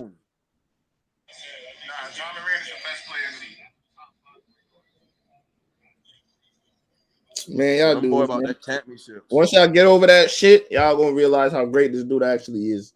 Yeah, he traded niggas' favorite player away, and niggas can't really accept it. So you know what they do? They have a bias and take away credit from what this man did in his career, bro. And that shit really crazy to me, man. I think that you got a recency bias. My bias is probably because I saw a young LeBron. I remember when LeBron didn't have no jump shot. I remember when LeBron didn't have a complete game. But that's and now I'm seeing LeBron at the end of his career. I see how he treats his teammates. I see how he make excuses. I see how he do things that Kareem and Jordan didn't do. I see what his win percentage is in the finals. I see what his free throw percentage looks like. I see how many turnovers he commits. He's literally number 1 in turnovers of all time, and not even number 1 or number 2 in assists. Hold on. How did LeBron treat his teammates, bro? Every single time LeBron wins, it's because of LeBron. Every single time LeBron loses, it's because his team didn't help enough. That's LeBron. Like a quarterback in the NFL. Wait, hold on, bro. So you criticizing something that's out of LeBron's hands? That's bro. What does LeBron open the out of his hands? So his number 1 was Kareem, right? Bro, what? Kareem had no deficiencies. Man, and have you seen what LeBron did in his career? What teams he was leading to the finals, bro? And then you know what? You know what? That's even a false take because one thing you can't say about LeBron is LeBron don't throw his teammates under the bus. Any interview you ever see this man had, he never throws his teammates under the bus. And if you're a Lonzo fan, you will know specifically Lonzo say that. Lonzo said he like how LeBron ain't. They'll never shit on his teammates. He's coming in, he take the blame and all that. I never see LeBron say, "Oh, even his fault." Even after that GR Smith shit, yeah, like his body language been kind of fucked up when at the end of the game, whatever he did that. But and you feel like somebody, that's a human reaction. Dollars make a stick like that, and then did something you wouldn't do. Of course, you'll get mad. Jordan boxed fucking Steve Kerr's mouth. Exactly, he was punching his teammates. Like, what are you talking about? He was punching his teammates, bro. He was playing his teammates. He was putting his hands on his teammates, bro. He was beating. LeBron ain't never put hands on none of his teammates. Come on, bro. So are we gonna talk about that and be like, oh, a nigga take away credit from him because he did some shit? No, nigga. LeBron ain't put niggas under no bus. He could have did it to you Steve Kerr like 5'11", 6 foot now. Jordan beating on kids, bro. 5'11", 6 feet. Punching Jordan been a fucking bully. That bully nigga been a bully. Man. Come on, bro. Y'all takes and you said because every time LeBron wins, it's LeBron, and every time he loses, I mean, who does that? Does LeBron do that? That's the media that sometimes try to do that shit, man. And at times, LeBron be rock kick for his teammates. Exactly, bro. Like he cakes for Cools and all them dudes that was playing with him, bro. Come on, man. This is business at the end of the day. If y'all don't understand how the NBA works, bro, that's y'all, bro. Y'all don't blame LeBron. I said Tristan Thompson get a big ass contract of LeBron. They could bring any fucking center in the game on that team. They gonna bring anybody in for that money. Exactly. A better player in for that money. They give him the hus ass and that LeBron boy.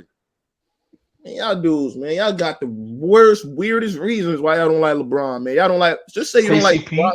Y'all don't like LeBron. Beat on his teammates. Kobe treated teammates like trash mentally, and LeBron he a real good team guy. Like you, like. And my Kobe number one to me, so you can't use that argument. Look how he treated his team because like what he did. Like you can't tell me one thing he did outside of that J.R. Smith body language thing. That's the only thing I ever see him do that kind of shit on a teammate. But who wouldn't do that in that position?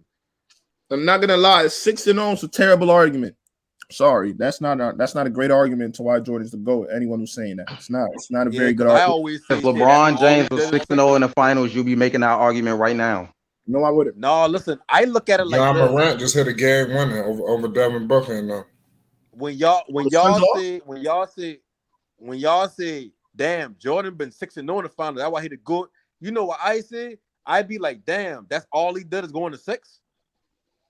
Dang. So as like that argument that like they don't hold no value to me. You gotta calm down there because Jordan ain't the GOAT in my eyes. I already told you Kareem is the GOAT. So is Wilt the GOAT? I said Wilt. Is Bill Russell the GOAT? Will Winston Russell got more chips than all he has. Will Russell the GOAT? He won 11 finals. And Bill might got the best win percentage, but he ain't have enough impact on the scoring. Like he ain't carried the team like that. He had 11 championships. What you mean? Oh, that's crazy. As the best player on the team, Bill Russell had he and a coach last year. Don't get me wrong. He had a great impact. He's the reason that Wilt Chamberlain ain't got 10 rings. Don't get me wrong. You forget the Kareem and the Lakers going from finals the next season get Magic Johnson. You gotta calm down because Kareem best years is with the Bucks. I'm not even really talking about the Lakers like that. But if you talking about that Kareem right there, you ain't even watched that, bruh. Talking about 77. What? There's not enough highlights from that, bruh. That's 71. First thing you need to know, I watched plenty enough of Kareem's games. And regardless. You send me the link? Can you send me the link? Can I see this link? I mean, it was 1971, bruh. You send the link in the chat. You can't even find that much Magic Johnson games. Send me this shit. Real shit, bro. Y'all do capping, man. You going to YouTube right now? Kareem Johnson. You can't find played from 1969 to 1980 what? 80, 88, 89, 1990. Who? No, when he built the Bucks down in the 90s or the 80s. I said he played that long. So how you sitting here act like you ain't seen enough of Kareem's resume to know how great of a player he was? Listen, you looking at stats and highlights. There ain't too much film on Kareem. I'm telling you. You making your assumption and your look based off of what somebody tell you, what you read, and that's cool. But that right there is not enough to switch. If you have an argument or debate with somebody about who's the best player, you automatically wrong. You got LeBron 607, which is your opinion. Now I can't knock you for your opinion, but that just sounds crazy from somebody that as young as you to be naming Wilt Chamberlain number 1, not Wilt Chamberlain number 3, Kareem number 3, Wilt Chamberlain number 1. Don't have both. So when you pick your number, when you pick your top 5 list, you go by players that you've only seen how many of their games? I only pick players I've seen. Because I use logic. So that's not. No, logic will be picking what you've seen. Bro ain't Logic finished. is not simple. going off It's what that somebody else simple. said. Yo, Dante, It doesn't look. You Dante. seen LeBron play. You talking But to there's logical people who are language. younger than You you who understand haven't logic. seen MJ play, so they could use that exact same logic. Oh, I ain't never seen MJ play, so it don't matter. I can't look at the numbers and see that he was a better I scorer than only LeBron. see a little bit of MJ, so MJ wouldn't be my top 1 or 2. Yo, Dante.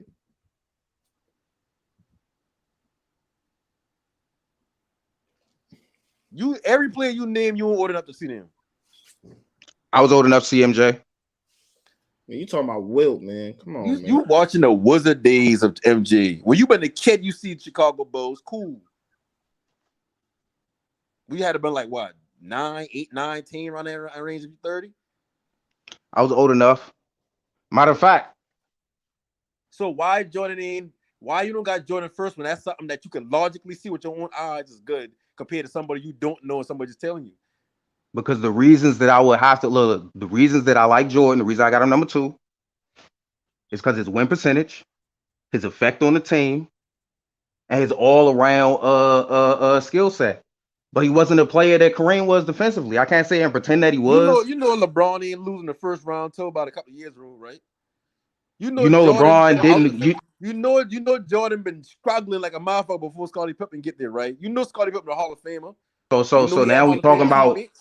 Like, you realize I saw LeBron struggle the first 10 years of his career. We literally called this nigga LeChoke. The most popular thing was to talk about how he couldn't win a ring. I saw this nigga leave the Cleveland Cavaliers and go team up with D Wade, who had already won a ring a year and a half before. Like, what are you talking about? I saw how LeBron had to crawl and beg his way to a fucking ring. I saw how he didn't make that last shot. I saw all of that stuff. But okay, so I'm asking you, how much future Hall of Famers did he play with in Cleveland? Because I know Kareem played with Magic Johnson, James Worthy, shit. Off the top of my head, I can't keep going because I'm that old. But I know you got Hall of Fame on his team. Jordan played with Pippen. He played with Rodman. He had Longley. I think Kyrie Irving's going to be in the Hall of Fame, for one. But no, you say his first 10 years. His first 7 years in Cleveland, and then he played that 4 seasons in Miami. Miami. That's well, okay. Let's start for. I think Shaq, for one. He didn't play with Shaq until after he get back. I know he played with Shaq in his older years. You said Hall of Famers. Okay, effective Hall of Fame, my bad. Because you got to realize Kareem was in his later years, even when he was with the Lakers. Yeah, and guess who carried that squad? Magic Johnson with James Worthy. Whoa! What are you talking about? Why was Kareem's nickname the captain if Magic Johnson carried the squad? Right, Magic Johnson was great, you literally just said he been in his older years. So what is your argument? James Worthy, but who he been to you? He ain't a Hall of Famer. Since you know all these players from the 80s, like he ain't been nobody to you. Because if you 30, you probably born like what in the 1990, 1991. So you been kind of a baby when Jordan first out winning championships. So you really can't speak to Jordan. By the time you retire from actually being the Jordan we know, from what 98, you've been 8 years old.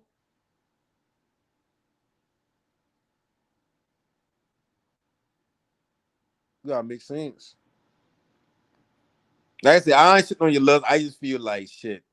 I just find it crazy when people put motherfuckers from their 70s in their top list and they ain't got even a newspaper clipping they can show me.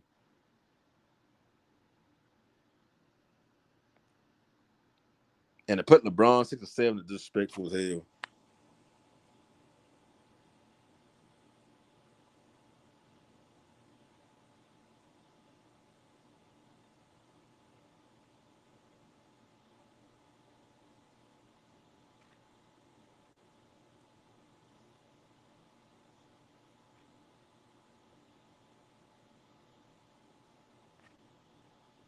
Oh yeah, Thunder, you right. Said 10 years. Motherfuckers ain't gonna be naming LeBron. Them little churn gonna be naming damn John Moran and shit like that as the goat.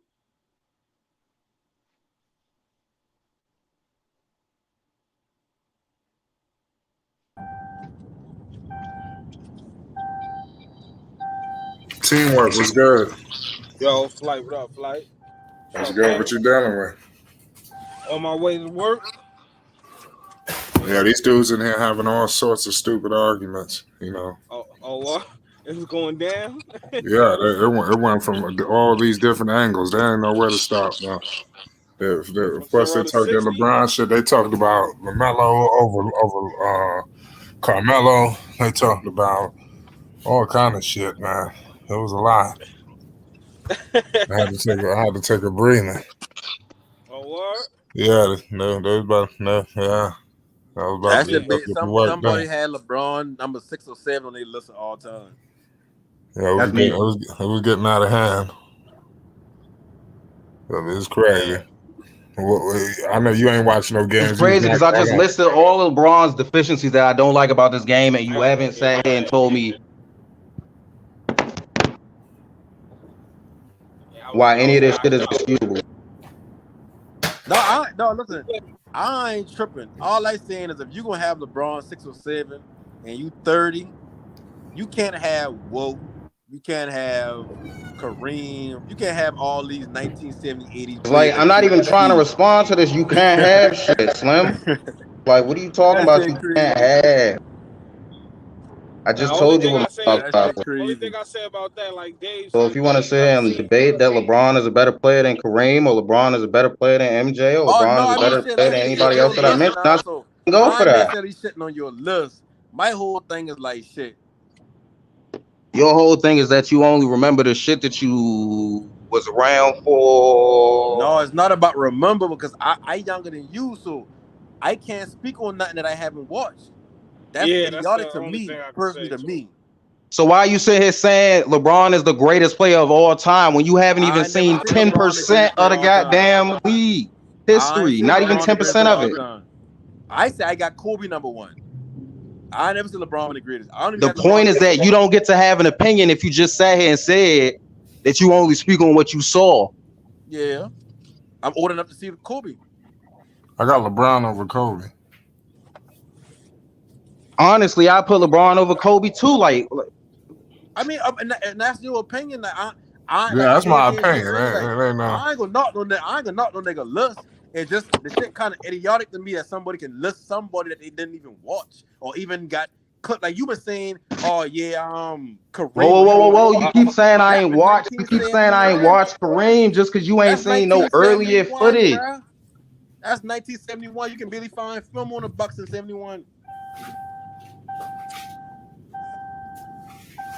It's like you making a list based off of Kareem played for 20 fucking years, dog. I done seen plenty of Kareem games. Bruh, when you born in 91. I watched the last fucking Bulls documentary, man. The Last Dance. For about a day and a half, I'd be like, boy, I know, boy, Jordan been a cool motherfucker. But that ain't enough for me to just swing my decision. Yo, what up, bro? The documentary. That's like me telling you about why I love that and convincing you that that's the best place ever. And you ain't never actually been there. You just going based on what I telling you and pictures I seen. Look, Slim, when you talking about who the best player ever, you ain't sit here saying, yeah, he the best player ever, because look at his jump shot. Look at his release. Nah, you talking about the productivity. That's the whole point. That's the whole reason sports is such a big deal, is because it's generational. You just sat here and said that anything I ain't never seen doesn't mean anything to me. You sound retarded. No, what I'm saying is if you telling me that your favorite player or your number 1 on your list. Calm down. You ain't say who my favorite player is. You say who do I put as my top 5 greatest players of all time. Okay, and you saying your number 1 is a player that you know you could never have seen. That's idiotic to me. I just told you I done seen plenty of Kareem games. I done said that 7 times already. Oh, my bad. Forget you. You keep going back to oh, you ain't seen Kareem play on the Bucks. No. And listen, I keep telling you, my only argument about it is it's idiotic for me to hear somebody talk about something that they didn't experience and they didn't see. I know a motherfucker who 5 years old, 10 years old come up to me and say, oh, all right, how old are you, son? Jordan been the best. How old are you? How the fuck do you know? How old are you? 24. 24. So how old are you when LeBron enters the league? He come in 2003. Shit. How old are you at this 7. point? All right, so you shouldn't even be speaking on LeBron's whole early fucking half of his career because you ain't know what the fuck was going on at 7 years old. I watched LeBron. Like that logic doesn't make any sense, Slim. That's all I'm trying to get you to understand. If you want to sit here and say that you think that Kobe is the best, that's fine because he's your favorite, but that don't make him the best. No, but that's why I keep saying you hearing everybody and you hearing me. I never say LeBron but my favorite. My favorite player. I just said Kobe. All right. I watched from what I see with my own eyes of Kobe, what I see on my own eyes from LeBron, what I see from my own eyes from all these players from the age of fucking 7 on up. These are That's the players a different story. Favorite versus greatest is not the same, Slim. That's all I'm trying to get you to understand. You asked me who the greatest of all time were. But you got to take into account record books at that point. No, see, and that's the You problem. got to take into account players' whole careers at that point. You can't just be talking about, oh, I only seen these 3 seasons. Listen, we don't even talk like that on this panel. We say the greatest. We ask you what's your top 5 players of all time. Your top 5. Yours. Not what news say, not what somebody tell you. What is your top 5? Nobody breaks out old players other than motherfuckers who trying to be politically correct on TV. Just like let me be very clear. Just like somebody who there's no reason. There's no fucking reason logically to make sense for you to put LeBron James over Kareem Abdul-Jabbar, except for you to say, oh, I seen him more and I like him better. If that's your argument, sure. That's just not mine. That's not the way I think about it. No, I understand. I understand that's not your argument. Everybody do different metrics. You use stats. I noticed you bring up a lot of stats the whole time you've been talking. So what I'm saying is, it's crazy that you got him and Kareem in your top 3. Wilt and Kareem in your top 3, and you don't have nothing to base that on other than stats. I'm not a person who go off stats. Stats lie sometimes. All right, so first of all, you keep saying number 1 and number 3. You keep saying number 1 and number 3. You keep saying number 1 and number score in one breath just to prove to me that he's a scorer. Then in the next breath, I said he's not. No, listen. You say he's a top. You say he wanted a bet. I tell you that Carmelo Anthony is a scorer, and you say no, LeBron's a scorer too. I said no, he's not. That's not what I said, Slim. You get me mixed up with somebody. You get me mixed up, dog. I ain't say that. That wasn't me. So you want to say LeBron is 6 or 7? Of all time greatest players is what I said. No, okay. So what's your top 5? We got to go through this all over again. You want to know my top 5 favorite players? No, because you going off a great. You want to know? You want to know who I think are the top best players? Or you want to know who my favorite players are? If that's your top 5. Because top 5 greatest players of all time is something that people be putting together through lists and shit like that. I don't know. Dog, my favorite players ain't necessarily the best players of all time. I understand that. So which one you want to hear? I'm asking. I keep saying your top 5. I keep saying your top 5. Your name, your top 5. Your top 5. All right. I gotta put. I don't even want to say it because I don't want to agree with your ass. Honestly. See, and that's the problem, bro. I don't argue to be right or wrong. I just telling you what sounds crazy to me, in my opinion. And you telling me I don't want to sound. I don't want to improve. I don't want to make. See, like it don't matter if I wrong. No, you wasn't talking about your. When you sit here and talk about LeBron James is the number 6, it's definitely the best player. It's disrespectful to not think that he's the best player of all time. Blah, blah. That's your opinion. That's not. No, and that's why I keep trying to break down to you. It's not about us being right or wrong. It's our opinion. You just say this now. I don't even want to say this because then you gonna be right. It don't matter if I ain't right or wrong, bro. Just see. I didn't say you was gonna be right. I said I want to agree with you at this point. Okay. My favorite player of all time is Kobe Bryant. Okay. Keep going.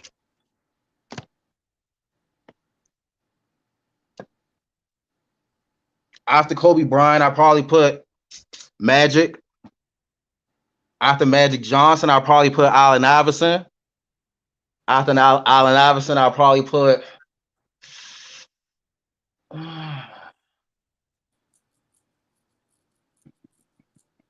Vince Carter and T-Mac. And they're just strictly your favorite players. Favorite, not who I think are the best, not who I think are the greatest. No. Just your favorite, right?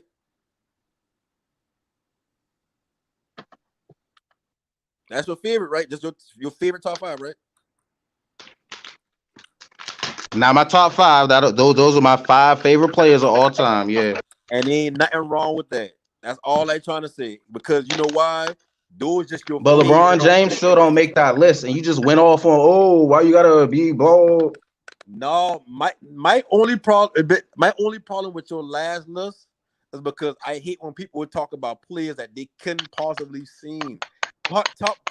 Being the top players of all time, I look at it like I gotta see who they're playing against, the era, all that shit there.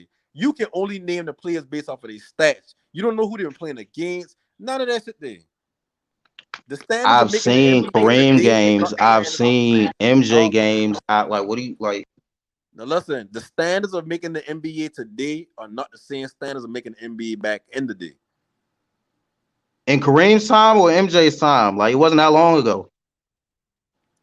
Today, the same players that getting into NBA today would be like even a second round pick today would probably be a fucking second, third overall in the 70s.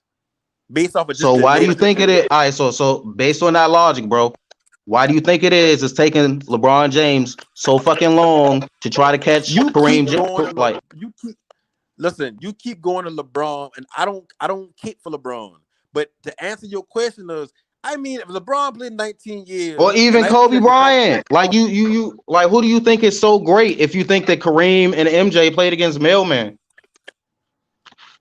I think Kobe is the best because from what I see is like, damn, bro hitting this shot, bro hitting that shot. Anything you tell him he can't do, he do. I remember they say he get hurt one time and he couldn't. I think he fucked his right wrist up or whatever like that. He started using his left hand all the time. They say he couldn't shoot threes. Bro break the 3-point record. Shit like that is impactful to me for him to be my favorite of all time. So when somebody telling me they favorites, I ain't got no problem with your favorites. But when you telling me, oh, you gonna put this player from the 70s over a player nowadays that you can actually see with your own eyes playing against competition, because but that also means that I can see all that player's weaknesses, just like with Kobe Bryant. Every player got weaknesses. I can see that Kobe Bryant wasn't as great of a scorer as MJ. And that's off for debate, because you can look at scoring the stats like you usually use stats. No, I can see that, bro. I can see it with my own eyeballs. Who's a better scorer, Jordan or Durant? I will put Jordan as a better scorer. And why would you say that?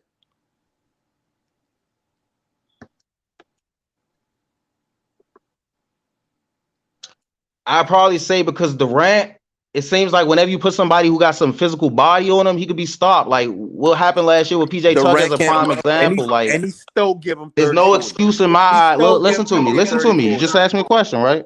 He still give PJ 34. Especially when Durant first came into the league, it was infamous. The nigga he didn't have that great of a post game because you could push him off his spot. He's a great shooter. Don't get me wrong. Durant is the greatest scorer that we watching right now, for sure. But I don't think he's as good as MJ. That's simple. But first, you said PJ Tucker he didn't stop him. He still put 30 on his head. He ain't stopped. Look, he didn't stop him, right? Yeah, he didn't stop him, but they lost. So there's no excuse for that. You can't. There's not a time that you could say somebody did that to MJ. You forget MJ went to the playoff till the 90s. I mean, until he what year is this? Look. You seen the back of KD's head lately? It's his rookie year. But listen, I seen him his rookie year, and it was the same problem, bro. He too light, right? He played to play in the post. It would be nice if he was a little bit stronger. That's been my issue with KD. Look, and listen to me. Look. Listen to me. Today's game, players who 6'11", 7 foot like him don't have to play in the post if they can shoot, right? So you can't. Look, you got to do whatever it takes to get the chip. Listen. I'm about to break them down for you. So you can't use that against him because today's game don't dictate him having to do that. So when you say that, I said Jordan could have shoot more threes, but the game ain't dictate that back in the day. So when you look whoa. How do you know what the game dictates? I go by levels of score. Look. The way you tell what the game dictates is what leads to wins. All right. So if Jordan won 6 rings in a row, right, and he wasn't shooting a bunch of 3-pointers, then I tell you that the game didn't dictate that you need to shoot a bunch of 3-pointers. So right now you arguing that KD don't need to improve his post work because the game don't dictate that, but he just lost in the finals last year. Like, how much years Jordan played? Because people love bring up these 6 years of his championship, count but they that forget the loss other last years. year. 4. I was one man against a whole team last year. Facts. all right, what about the year before that? And the year before that, like, come on now. Listen, KD is a 3-level threat. I mean, the year before last. The year before last, he was on the Warriors, right? And even hurt down that season, down that playoff that he had come back too early to get hurt. He carried him to 2 after before that.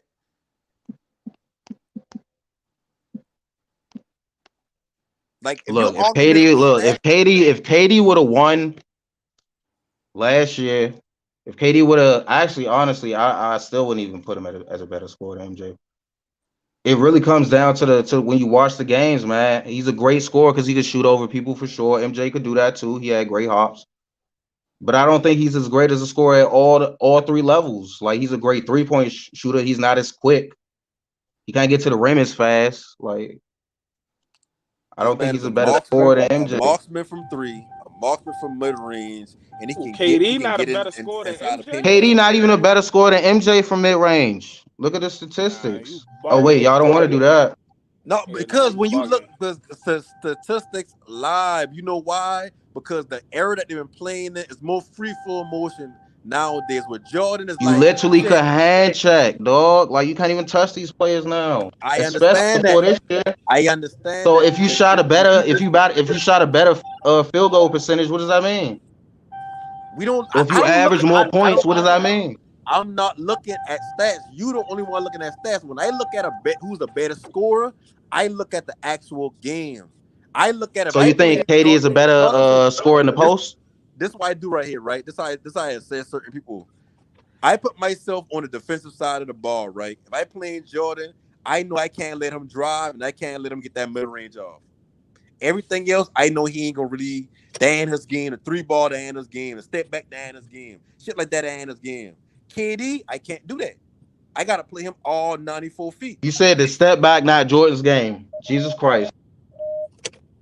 The fadeaway is Jordan game, but when you ever see Jordan doing step backs? Oh, this is what you gotta understand. Oh, this nigga about to make an argument that Jordan doing step backs.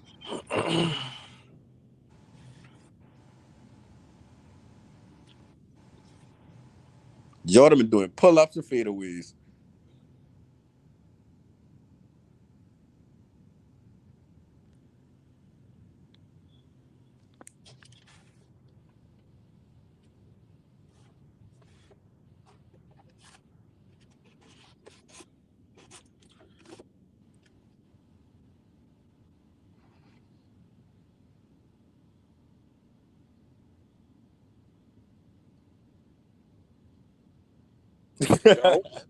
Hey, Thunder stupid as hell. What's it, LeBron playing against Instagram models?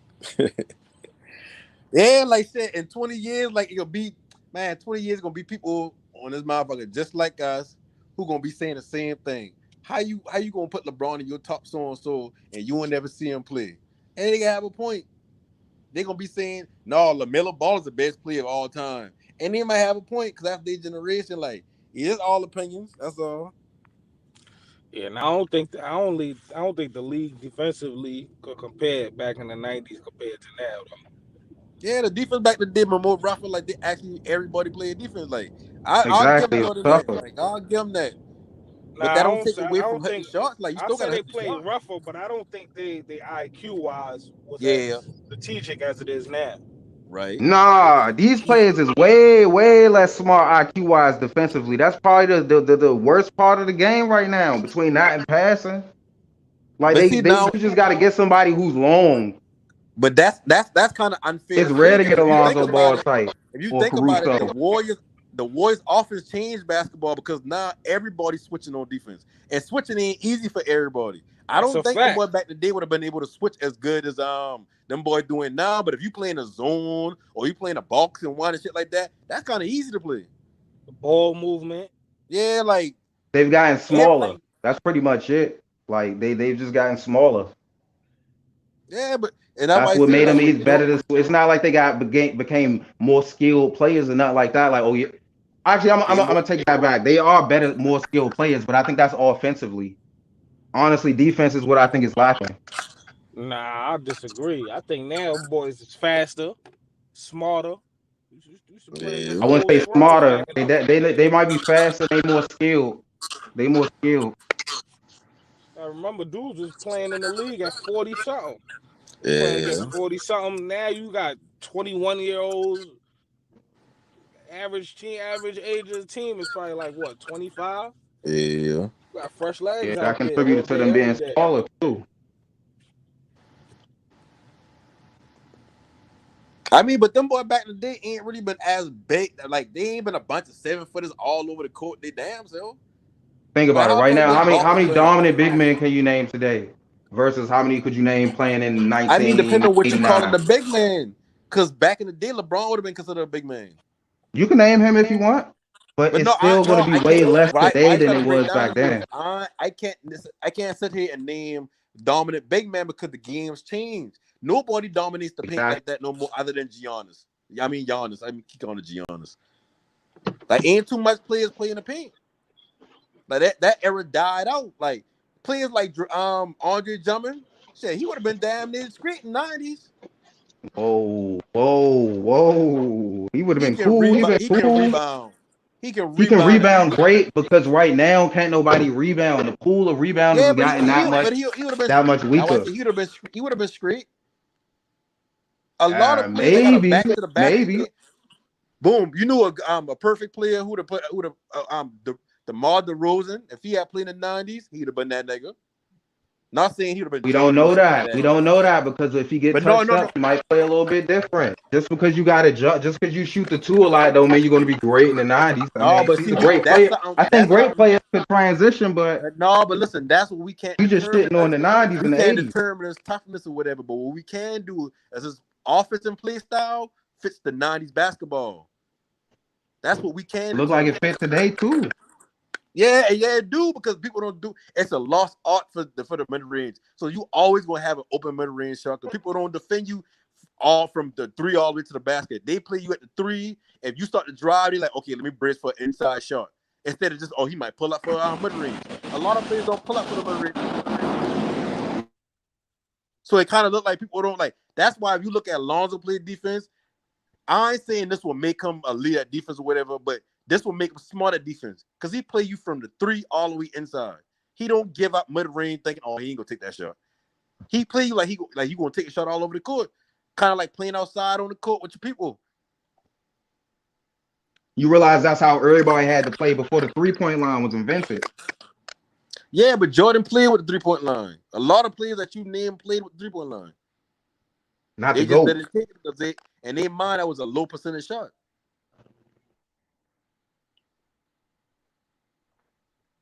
My point about the 3-point line is we talking about defense. You just said it. The 3-point line right now pretty much acts as like a barrier. The way you don't have to you got a guard right here and you don't got a guard again until you get to paint. Back in the day, you didn't have that, so it was more floor space you had to cover. Yeah, so that's why I said DeMar DeRozan game would translate good to the 90s. Because we can't account for his toughness. Like, that's something we can't measure. We don't know if he's going to fold under the pressure of getting hand checked and all that. Because he be shooting over 2 motherfuckers now. True.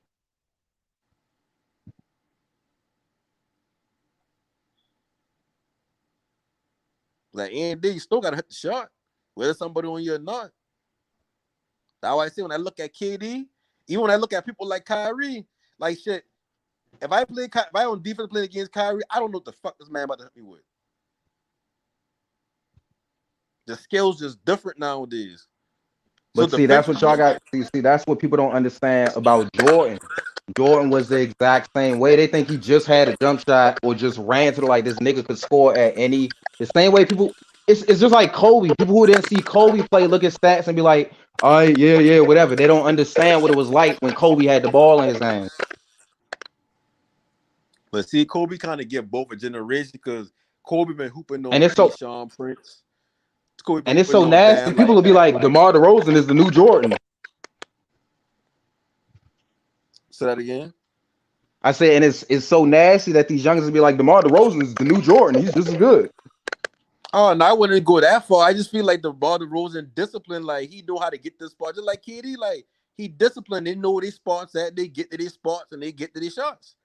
Like a lot of players, when they young, that's why they say learning the game of the NBA. A lot of players don't peak until like year 5, 6 because you got to learn that. Hey, listen. First of all, you got to learn who you is as a player.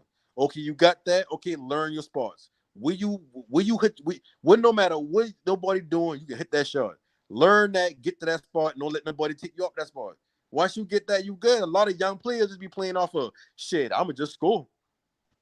And that's good. That being said, that's good for a little while. But when you come to try to win championships and win in the playoffs, like that shit don't work.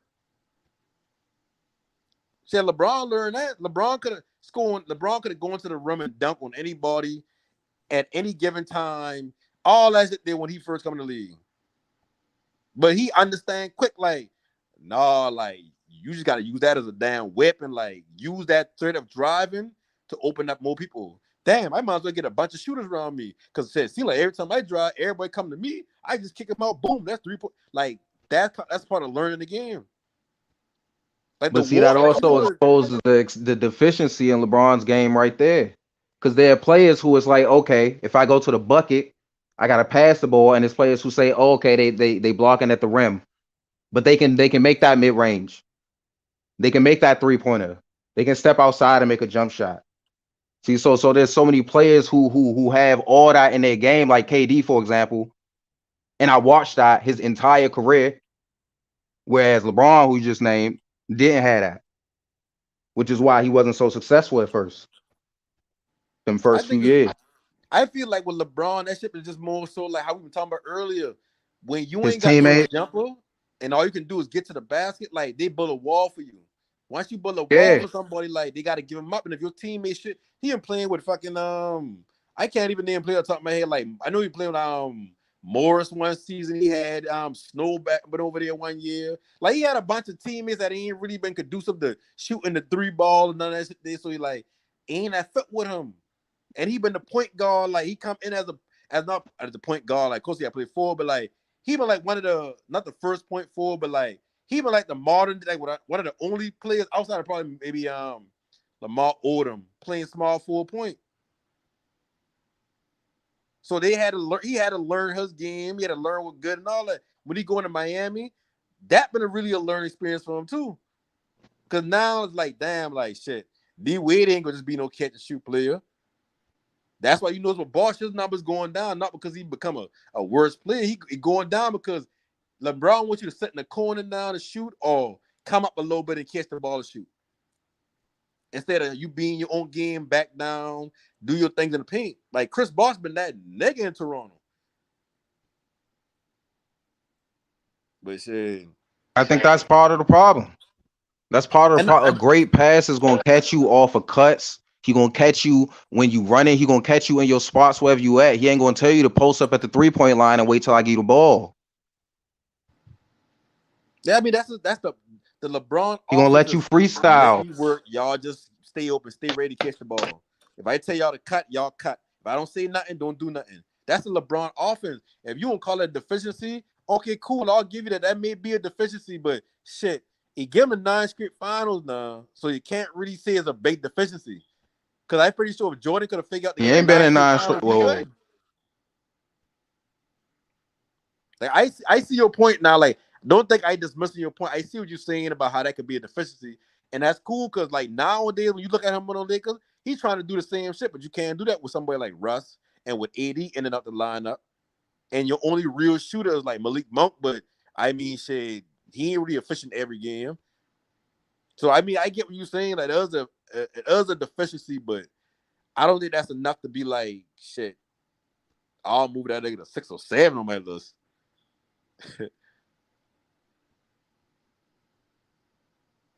Well, I see your point.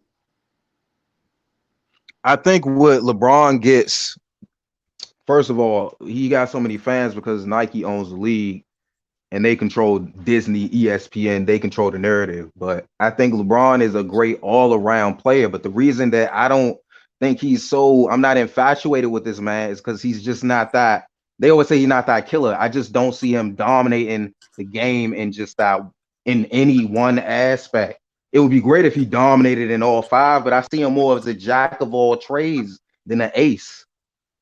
Yeah, like I'll agree with that, but you gotta understand, like the same way how you bring up stats, he a jack of all trades, but he doing that in every category: rebounding, assists, points. Like you gotta get that shit to him, cause like everything you saying, I agree with it because like I watch him let teams off the hook. Like I said, I watched the fucking Game 7 of the 2016 NBA Finals like damn near every other day. I watch how he been depending on Kyrie. At the end of the game, he want Kyrie to come get the ball because he don't want to shoot the free throws. I watch him, Kyrie give him a pass. He must have dunked. He get fouled, and he act like his arm hurt. So I say so he don't have to shoot the free throws, but it's like now he got a built-in excuse if he missed the free throws. I know it's certain thing about LeBron I don't like my damn self. That's why I say I hate him his first like fucking 17 years in the league, especially after he been with Miami and all that. I hate him my damn self. Because I feel like shit, he do damn cry, whine, do certain shit that is like, come on, bro.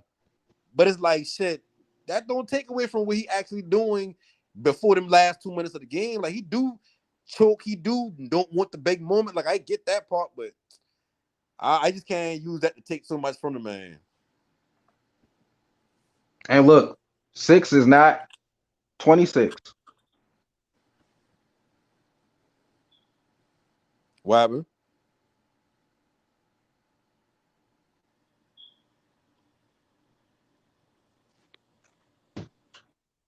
You said 6 is not 26? Yeah, I said 6 is not 26. What do you mean?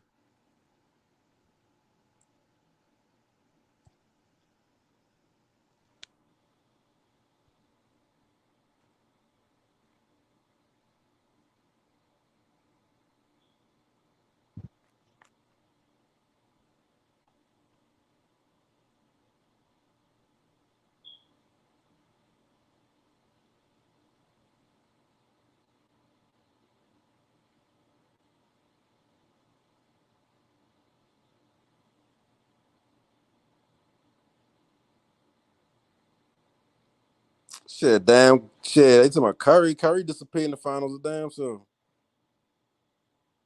I watched Draymond Green carry most of that Game 7.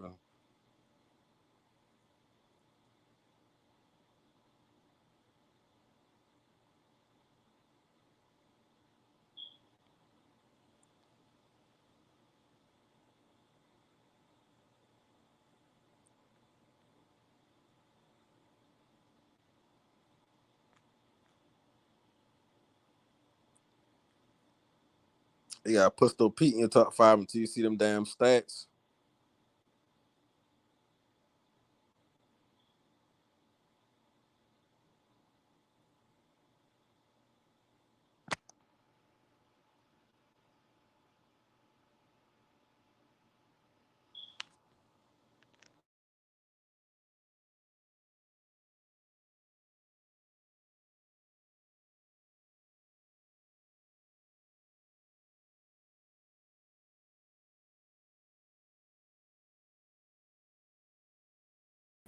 Yo, we about to get up out of here, y'all.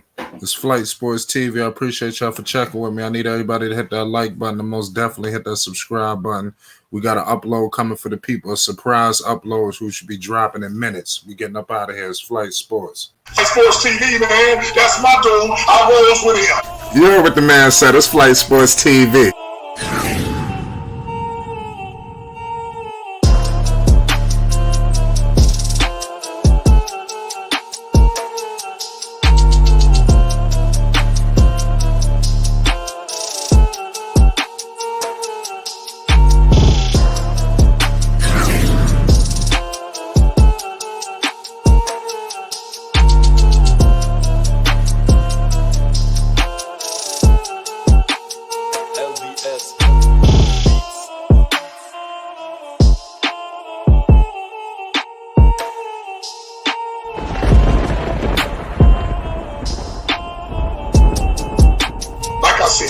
Sports TV. That's where it's at.